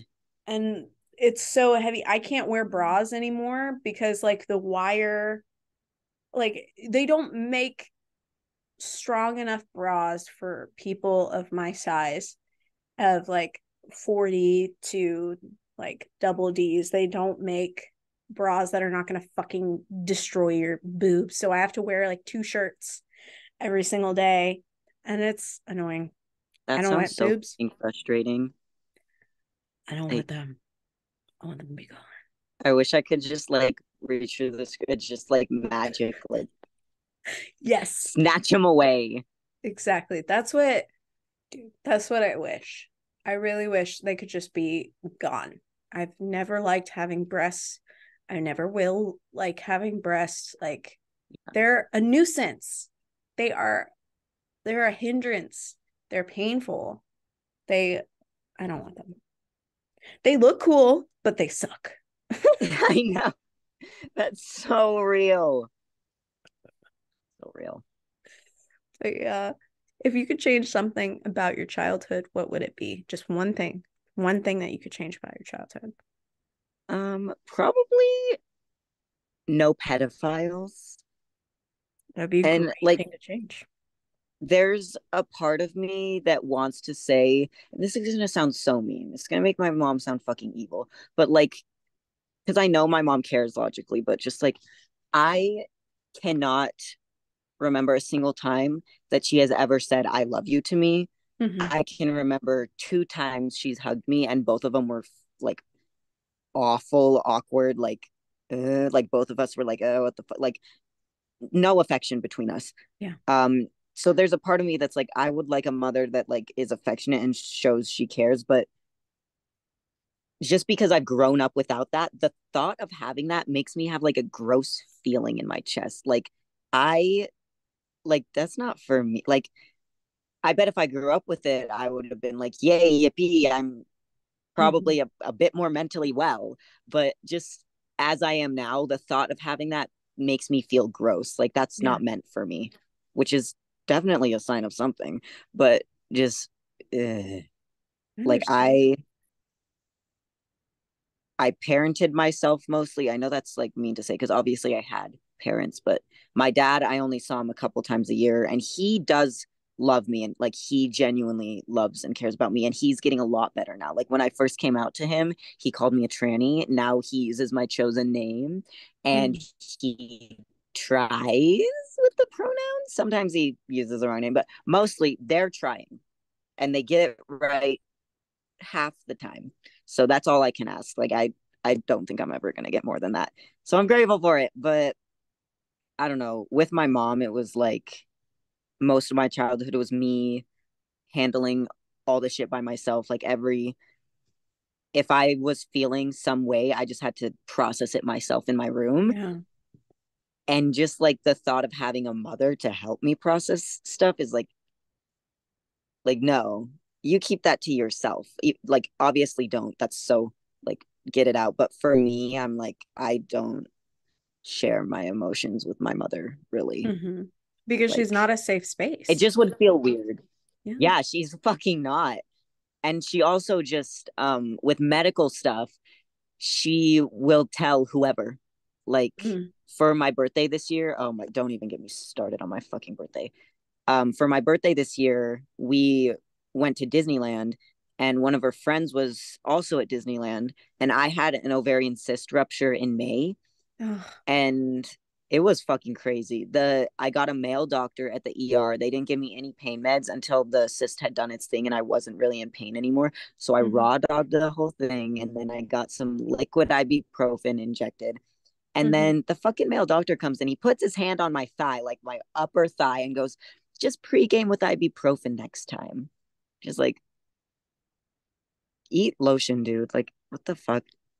And I made a post about that actually, and I got hundreds of people telling me I was lying. So Wow. love the internet for that. But I know I'm not lying, so I don't care. Yeah. But so my mom apparently told her friend who I hadn't met since I was a baby that I had an ovarian cyst rupture. So this lady who I like don't really know who she is fucking comes up to me and is like, if you ever want to talk about uterus stuff or like any of that, like I know that your cyst ruptured and I also have endometriosis. So like we can talk. And I was just like, okay. And in my head, I was like, who the fuck are you? How do you know this? Who Mm-hmm. told you this? It was my mom. My mother told her, but like Mm-hmm. I didn't know that. So very strange. But yeah, my whole life, anything medical, I just have to assume that everyone my mom talks to knows about it, which is frustrating because why is it their business? It's not. Yeah, but she loves to talk, and I that's probably where I get it from. I also love to talk, but if I had a child, I don't think I would talk about their medical problems with my friends. Yeah. There's privacy, there's a boundary, and that's something that you've acknowledged that you have sorely lacked that privacy, that Yeah. confidentiality of your own body. It's Yeah. your own body. You should have control over who knows what about your body. Yeah. Didn't not not today. Well, today, yes, but childhood, no. Yeah. I'm sorry. But what would you tell your inner child or past you about present you? We can ride horses now, and we're pretty mentally well. But oh, and we did a fucking rodeo. That was Well, crazy. Like, I know, like, it's supposed to be like some, well, not supposed to be, but like mental health, yay, love it. But I think child me was so uneducated on mental health. If I tried to be like, your anxiety's down and you're diagnosed with autism, I'd just be like, what the fuck are you saying? You're speaking in tongues. But I've been obsessed with horses since I could think. So the fact that I can actually ride now, that would make me so thrilled. Like, I, even before you asked that question multiple times, ever since I started riding, I've been like, man, I wish I could tell kid me that, like, we're actually riding horses now. Like, that's fucking crazy. And horses, genuinely, they've really helped my mental health too. Like, I don't even have my own. I leased a horse in the summer of 2021. I think I peaked. Like, I think that was my peak because he bucked me off a couple times. His name was Jack. He was so good. He's actually the one I was riding when I found those chickens at the pond. He was, I say was, like, he's dead. He just isn't my horse anymore. He was so amazing. He had an attitude because when you would ask him for speed, he would buck you off. Like, I don't want to go fast, get off. So he was the first horse to buck me off. He had some attitude, but he was trained in reining, so he had an amazing stop. Like, he would stop like that, like, so fast. Um, I miss him, but also just knowing him, I don't think I would have bought him even if I could afford it, just because he had tender feet because he was older. His bucking problem with speed. I like to go fast. It's fucking scary, but I like to go fast. But he was so good. I love Jack. He was so sweet and he was beautiful. He was so good. Horses, yes, love them. that's awesome. Now this is gonna be a bit of a harder question. Mm-hmm. How can you forgive the family that raised you? I mean, I'm already kind of trying just because I know a lot of people who have been through shit like I have just completely cut off their family, don't talk to them. But I don't know. I thought about it, but mm, mm, like I don't know if I even do forgive my mom. Mhm. Like, I understand her a lot more now that I'm an adult because as a teenager, I was just like, this bitch is crazy. Yeah. She's like, fuck her. She's so evil. But now I'm like, she is also traumatized. She probably also has PTSD. Like, just looking on back on her reactions to a lot of things, like, I understand. Mm-hmm. And I'll be honest, I don't forgive my family for a lot of stuff, but I don't like have constant resentment. Like, I'm never going to forget it, but Mm-hmm. it just takes so much fucking energy to be pissed all the time. Like, as a teenager, I was so pissed all the time. I would like get online to argue with people, like just pick fights all the I'm so tired. Like, I just want to have fun now. I just want to Mm-hmm. hang out. So yeah, I don't even know. I'm Yeah. just trying to take it a day at a time because sometimes I will have moments where I'll remember and be like, ugh, man, that makes me pissed off, but I can't even do anything about it. So I just try to let it go. Not like let it go, but just like I don't Release let it. it. Yeah, I'm not letting it run my fucking life anymore Mm-hmm. because I can't change anything. So I don't need to be stuck on it forever. I think Like, that's a great message to let's have. go. I can't change it, so I don't need to be stuck on it. Yeah. And like, obviously, I'm always going to have PTSD, but I'm working so fucking hard to like not let it control my life. Like, I get nightmares almost every night still, but then I Mm-hmm. wake up and I'm like, okay, now I'm in this life and I can ride horses and I have chickens and I have my own car. Getting my own car was like such a big thing because it's so much freedom. Mm-hmm. Like, I love my car. It doesn't have AC. It's a 2003 Subaru Baja. It's yellow. It's like the craziest looking little thing. It's my baby. Its name is the Cobb. I love it. But yeah, I just try to focus on what I have now and how my brain is now, and also how my brain could be in the future. Because I know since I'm only 21, my brain is going to keep fucking cooking. Like, Mm-hmm. it's going to cook so much in the next 6 years. And I can already feel it. Like, compared to my thought process 2 years ago, Mm-hmm. I'm so cooked and I'm just going to keep cooking. So it's so weird trying to navigate it, but I'm just doing it a day at a time, hanging out. Yeah. What would you want to tell the listeners about recovering from PTSD? Um, it's scary, but exposure therapy fucking works. Mm. Like, I've been forcing myself to do shit that has traumatized me. Like, I had something happen on my birthday in a gas station bathroom this year, and for a while I couldn't even like I was playing a video game where I was playing The Last of Us and I was exploring and there was a gas station bathroom on the screen and I started to freak out, and that made me realize, oh, I'm definitely still affected by what happened in a fucking gas station bathroom. So I started being like, okay, well then let's go to gas station bathrooms and go pee and see that it's fine. Mm-hmm. And my heart rate still goes up a little bit when I see, it's just the sight of the bathroom doors that freaks me out a little bit, but I can handle it now. Mm-hmm. Like exposure therapy is very lovely. So even if it sucks, I think that everyone should do it. Yeah. Breaking the cycle is hard. The PTSD cycle of just, I'm traumatized, I want to avoid it. Yeah. And it's also extremely hard to break the cycle when your family doesn't recognize how their actions have affected you and how their Yeah. actions continue to affect you. But from my own experience, a good first step is admitting to yourself that something needs to change Mm-hmm. and acknowledging your pain, acknowledging your hurt, and acknowledging that you were treated was wrong and that Yeah. you will not continue the cycle. You will not abuse yourself. You will not invalidate yourself. That has been a really big thing for me because, I mean, I still am invalidated by my family members to this day. They do not believe that I have Mm-hmm. PTSD.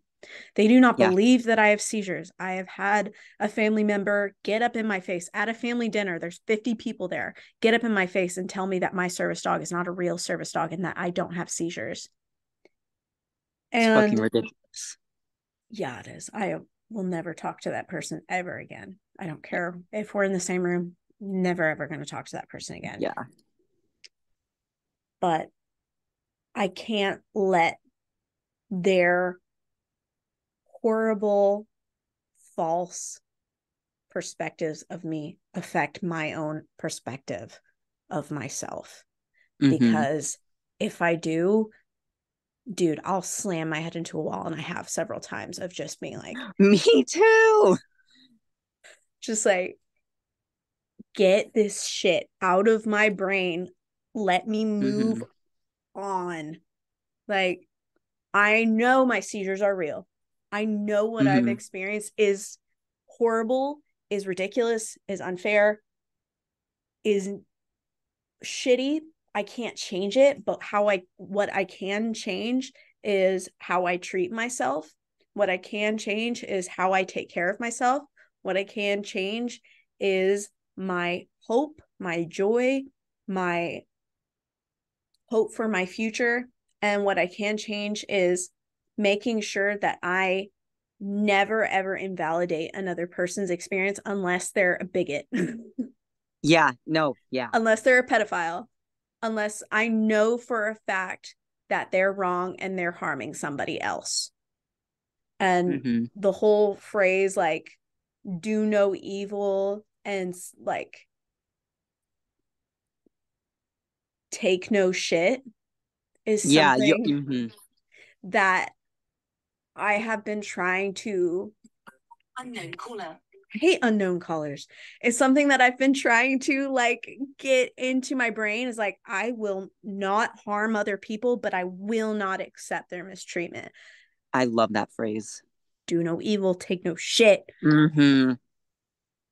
because I have to do it, because like the people that give me the most shit I've recognized are my family members. Yeah. They love to give us shit. And that just flies in the face of what family should be. And Yeah. so I'm like, with my partner, I'm like, Joey, the family that we're creating together, the family, you and I are family already. Like the family that we're creating together, I swear to God, if you ever like harm our children in any fucking way, like you I will destroy you, because Yeah. that's not what we're gonna be. We're gonna be Yeah. so different. We're gonna be so set apart. And if our children or ourselves are ever being mistreated and we witness it, we need to call that shit out immediately. Mm-hmm. Immediately. And he's already doing it with my siblings and be like, why would you ever say that about your sister? Like, Yeah. why are you being intentionally harmful? Why are you saying these things that you know is going to affect her negatively? Why would you do that? Yeah. And it I'm so blessed to have him, because he's becoming so much more capable as days go by, and I'm becoming so much more capable, and it's because of the influence that we have on one another, of just being like support and love and consideration. Mm-hmm. Because when you have consideration for another person, when you step out of yourself and start to have more consideration, I think that also heals something in yourself as well. At least it is for me. Having more consideration for other people, of their issues, of what they're going through, has been eye-opening for Yeah. me, for my healing process, for being like, dude, I am not alone. There are Mm-hmm. so many people that also experience tough shit. There are so many people that their trauma is manifesting physically. Like, I am not alone, and I can give support to these people, and I can receive support from these people. And it has Mm-hmm. been so healing. Yeah. And for me, it's just been nice to realize like obviously I've always known this, but like there are like so many people. I don't think I know a single person that is not mentally ill and or traumatized in some way. Like Mm-hmm. this is going to sound so mean, but like just being able to tell myself like you're not fucking special like in that way, like it's everyone has a reason for their behaviors and it just helps like realizing that people Mm-hmm. don't just act the way they do for no reason. Like there's always a reason Mm-hmm. someone like it's helped me regulate myself and Mm-hmm. react to situations like okay, let's take a step back, let's think and then respond. Like Mm-hmm. it's just I love how our brains are cooking. So Yes. nice. So Yes. helpful to be aware. It is so helpful. And How are you feeling right now? How are you oh, feeling? I'm feeling like excited to tell my therapist about this. I'm feeling like very grateful you invited me to talk about this because I kept waking up this morning like I'm late for the podcast. I'm late. Like I kept being like, oh my God, I'm so anxious. Like I was stressed about it, but it was like excitement stress. Like that's just Mm-hmm. how I get before like any event thing. But I like this is very lovely. Oh, Like thank you. you've made a great thing with this and I'm gonna try to listen to every single because I only listened to half of one episode when you first DM'd me, but now I want to listen to all of them. I'm like, this is fun. This Thank is you. lovely. Thank you. That Yes. really means the world to me. I wanted to make this podcast for a long time. I've wanted to make a podcast for a long time. Mm-hmm. I've been in theater my entire life. I have two Ooh, acting degrees, that's and fancy. sure. And I've been performing my whole life. And for some reason, just speaking is what has been the most healing for me, because Yes. I've had to put on so many hats, or so many skins, as one Mm-hmm. of my like professors would say. You're putting on so many skins, you're stepping into so many other people's bodies when you're becoming an actor, when you're performing, when you're embodying someone. And I guess I lost who I was. Yeah. I lost like it's like I disassociated so fucking hard that I became like other people to suit other narratives, even outside Yeah. of acting. And now that I am no longer in college acting every single fucking day of my life, now that I'm no longer in shows every 6 months or whatever, I'm like, who am I? Yeah. Like, oh, I'm Grace. This is who I am. I'm like reevaluating everything that I've gone through, how much I've suppressed it, how much I've like gaslit myself. And I'm like, wow, you know, I can just be me, and being me is okay. I don't need to change who I am. I don't need to alter who I am to be loved or accepted by other people. I can just be myself. And that Yeah. has been like the most beneficial for my own like perception of myself, because I've my whole life, like I feel like I've been performing for other Yeah. people. And now I'm just like, hey, Grace as Grace is enough. Me as She's so me cool. takes, and it's like me as me is enough. And I want other people to feel that as well. Like you as who you are is beautiful, is amazing. Like your value is just inherent by you being Yeah. you. And I think that would be so healing if more people knew that, if more people heard Yeah. that, if more people were parented in that way, that you don't need to perform to be valuable, that Yeah. your value is just inherent. And I think if more people in our generation heard that more often and were involved in that sort of thinking of affirmation, of being like, I am just enough as I am, not negating like progress, and not negating self-improvement, and not negating, learning, but knowing your soul has value, Yeah. would be so healing. Like for me, the whole time that I was living with my mom and there was like all these awful, crazy things happening, like scream matches every day, like crying in my room all the time. I would get up and go to school, and I was like a completely different person. Like I'd be like so happy, so loud, so funny, but it was like a fucking performance. Like I was miserable, and I was having fun at school because my friends were there, but I was also like pushing everything down and ignoring it. And now, ever since I moved out here with my grandparents, I'm like, who the fuck am I? And I'm figuring it out. And I'm like, for so long, my brain would just, I would only recognize the awful things about myself. And I would just, my brain would just berate me, and I'd have those awful intrusive thoughts. I still get really bad intrusive thoughts, but now I'm able to just be like, that's a thought. Keep, like, I'll swipe it away like on a dating app. I'm like, okay, next, that's not real. Like, I'm able to be like, what are the nice things about myself? And this is really recent that I've been like not hating myself, like in the past 2 months recent. And it's still kind of weird because I've been like to myself, I've been like, you're an awful person, like you're so rude and horrible and all these things about you are bad. But now I'm like, okay, but also I'm like nice and caring and good at remembering stuff about people, like not to flex, but I am so fucking good at getting gifts for people because I will remember. For months, I will write it down in my notes app. Like if someone looks at something in a store and is like, that's interesting, I'll be like, okay, your birthday's in 6 months. I'm gonna remember that though.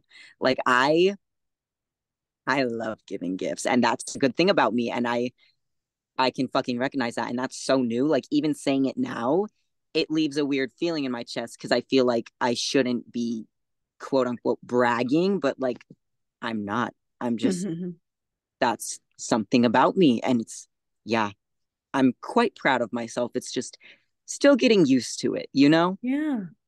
Yeah. But And it takes go time. me. Go Yeah, you. yeah.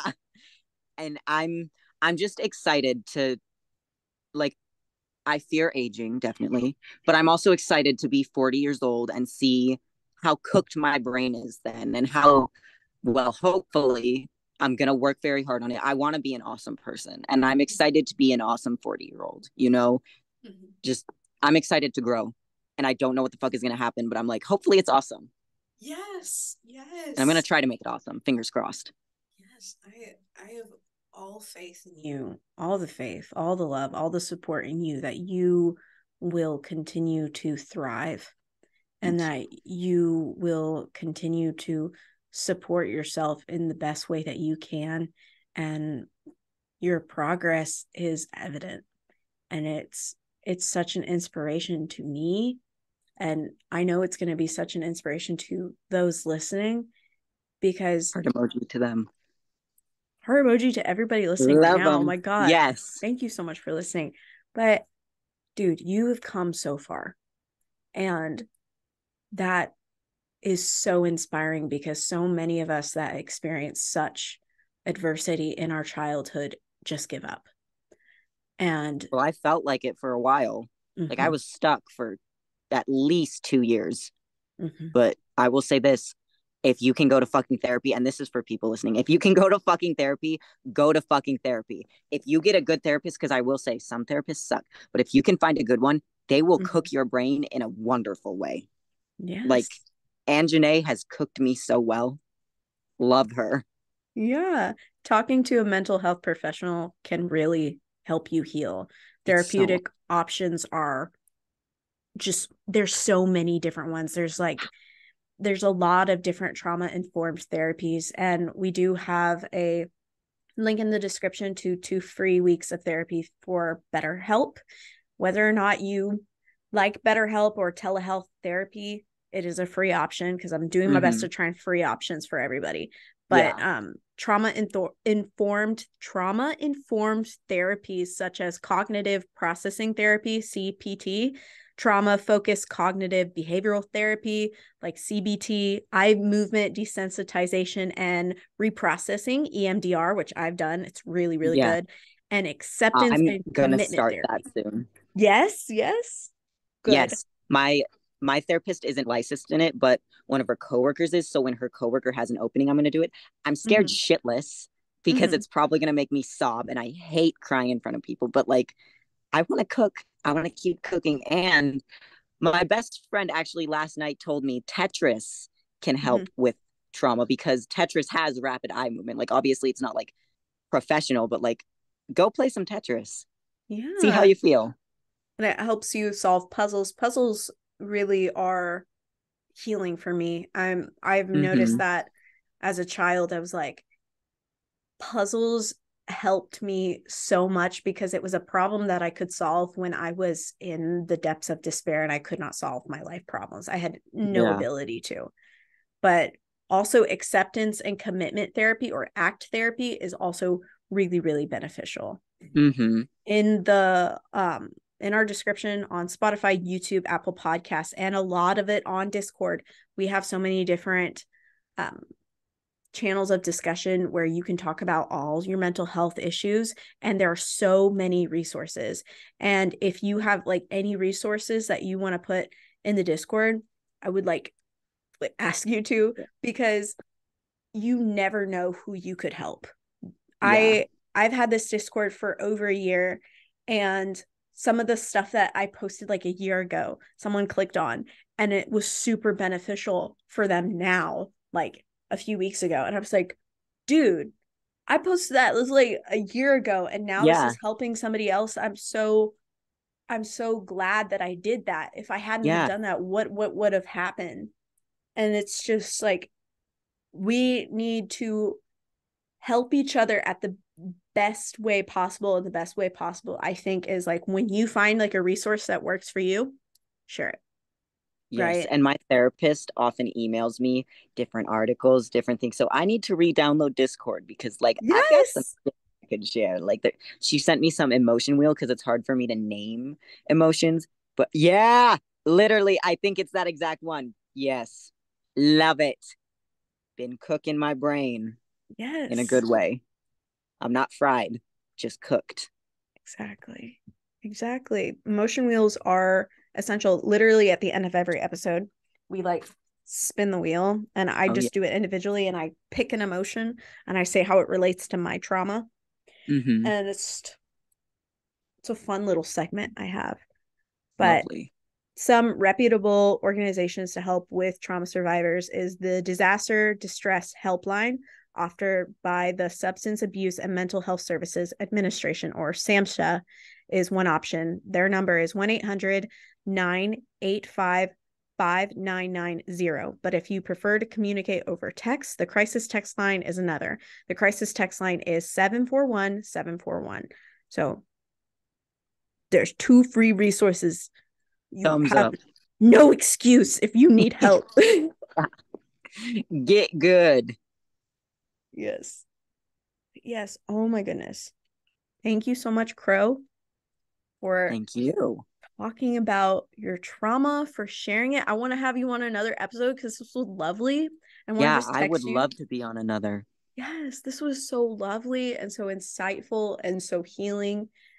And I'm glad that you have therapy after this, because it's like another level of just hell yeah. I'm so fucking excited to go to therapy today. Like, oh my God. I'm going to trauma dump on her next. Hell yeah. And, you know, the whole reason why I call this the Trauma Dump Podcast, because I'm trying to take the word trauma dumping and transmute it into something more positive. Mm-hmm. Because that's what I'm trying to do with all of this mental health issue stuff. Yeah. Because I think trauma dumping is a good thing. Mm-hmm. In the right setting, in the right circumstances, when it's mutually exclusive and mutually beneficial and the other person can interject whenever they wish, that is what trauma dumping needs to be. So agree. Like, I love to sit down with a friend and just word vomit about our experiences in our childhoods. Like, that's how a lot of my friends, like, obviously I get close with my friends from other shit too, like hanging out and not trauma dumping, but like a lot of it, it's nice to get to know someone and their experiences. Yes. So I love a good trauma dump. Yes. It's so healing, and it can really repair those parts of your brain where you mistrust other people. Yeah. I think it's super healing. And on our Discord server, it's completely anonymous. If anybody wants to trauma dump, come to our Discord server. You can talk about legitimately anything. And there's so many people on there who will just love on you unconditionally. And it's peer support has been super helpful for me. So there's another free resource in your face. But yes. Get 'em. All right. You guys can follow Crow on TikTok and Instagram at Sin Minerals. So please go make sure to give them a follow and check out their chickens. And it's going to be gang. It's going to be fun tonight. Yeah. Witness the insanity that goes on over there. Witness it. Bye-bye. Goodbye, everyone. Thanks for pulling up.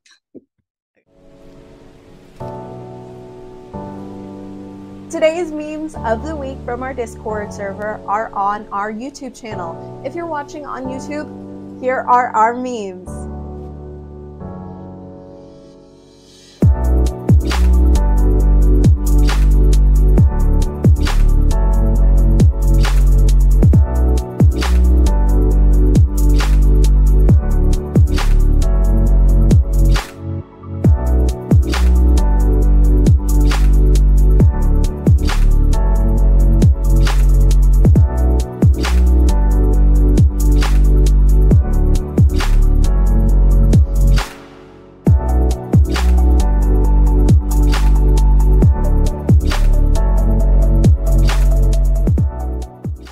Reminder before we part, this podcast seeks to forge a strong community. So please join us over on our Discord, where you can connect with like-minded individuals and share your trauma, your mental health journey, and more.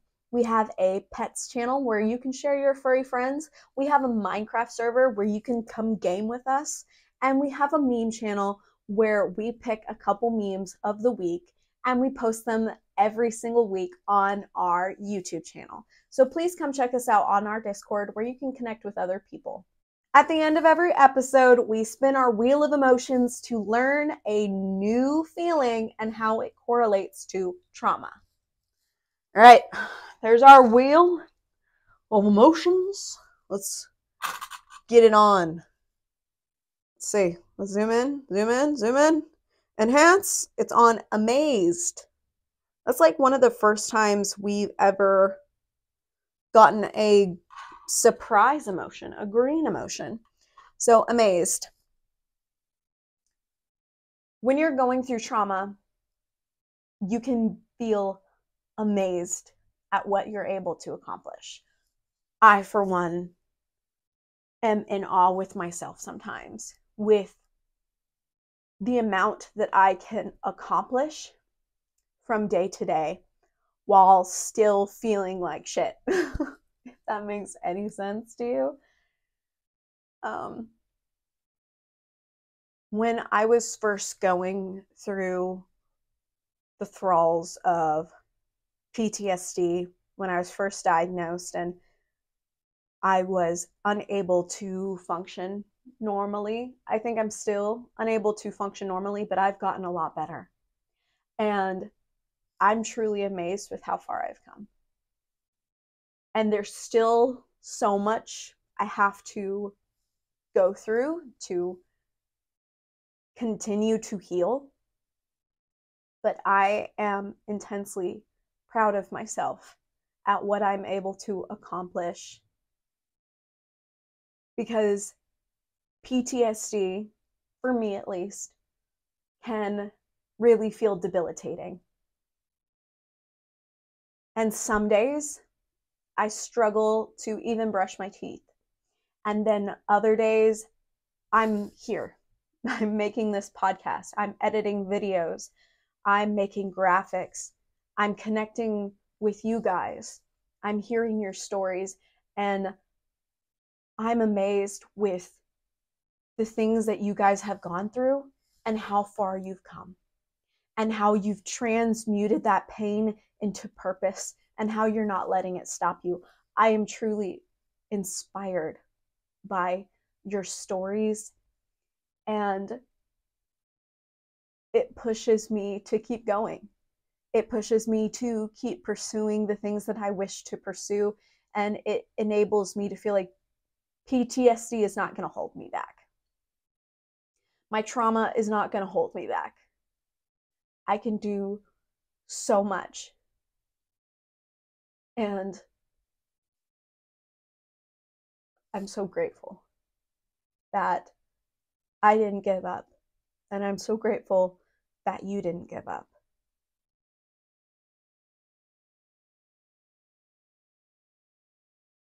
Special thanks goes out to all of our Discord users. You guys are the best, right? Hands down. The most supportive group of people that I've ever chatted with online. You guys are awesome. And I'm so encouraged by all of you. And I just want to thank you from the bottom of my heart for making this podcast possible, for making my dreams a reality, and for doing your best to heal and doing your best to end the negative stigma around trauma and mental health. It truly means the world to me. If you'd like to support the podcast, we have a Patreon and a bonfire. On our Patreon, you can support the podcast through different tiers, which could get you a bracelet like one of these, or over on our bonfire, you can get a t-shirt designed by yours truly. The links are in our description. Any support helps us out a lot, so if you feel compelled to, please support us. And of course, please like, share, and subscribe to us over on YouTube. Thank you so much for being with us. Remember, you are capable of a fulfilling life in spite of your circumstances and your trauma. May you rise again from the ashes and be filled with peace, hope, love, and understanding. I'll see you in the next episode on Sunday. Bye!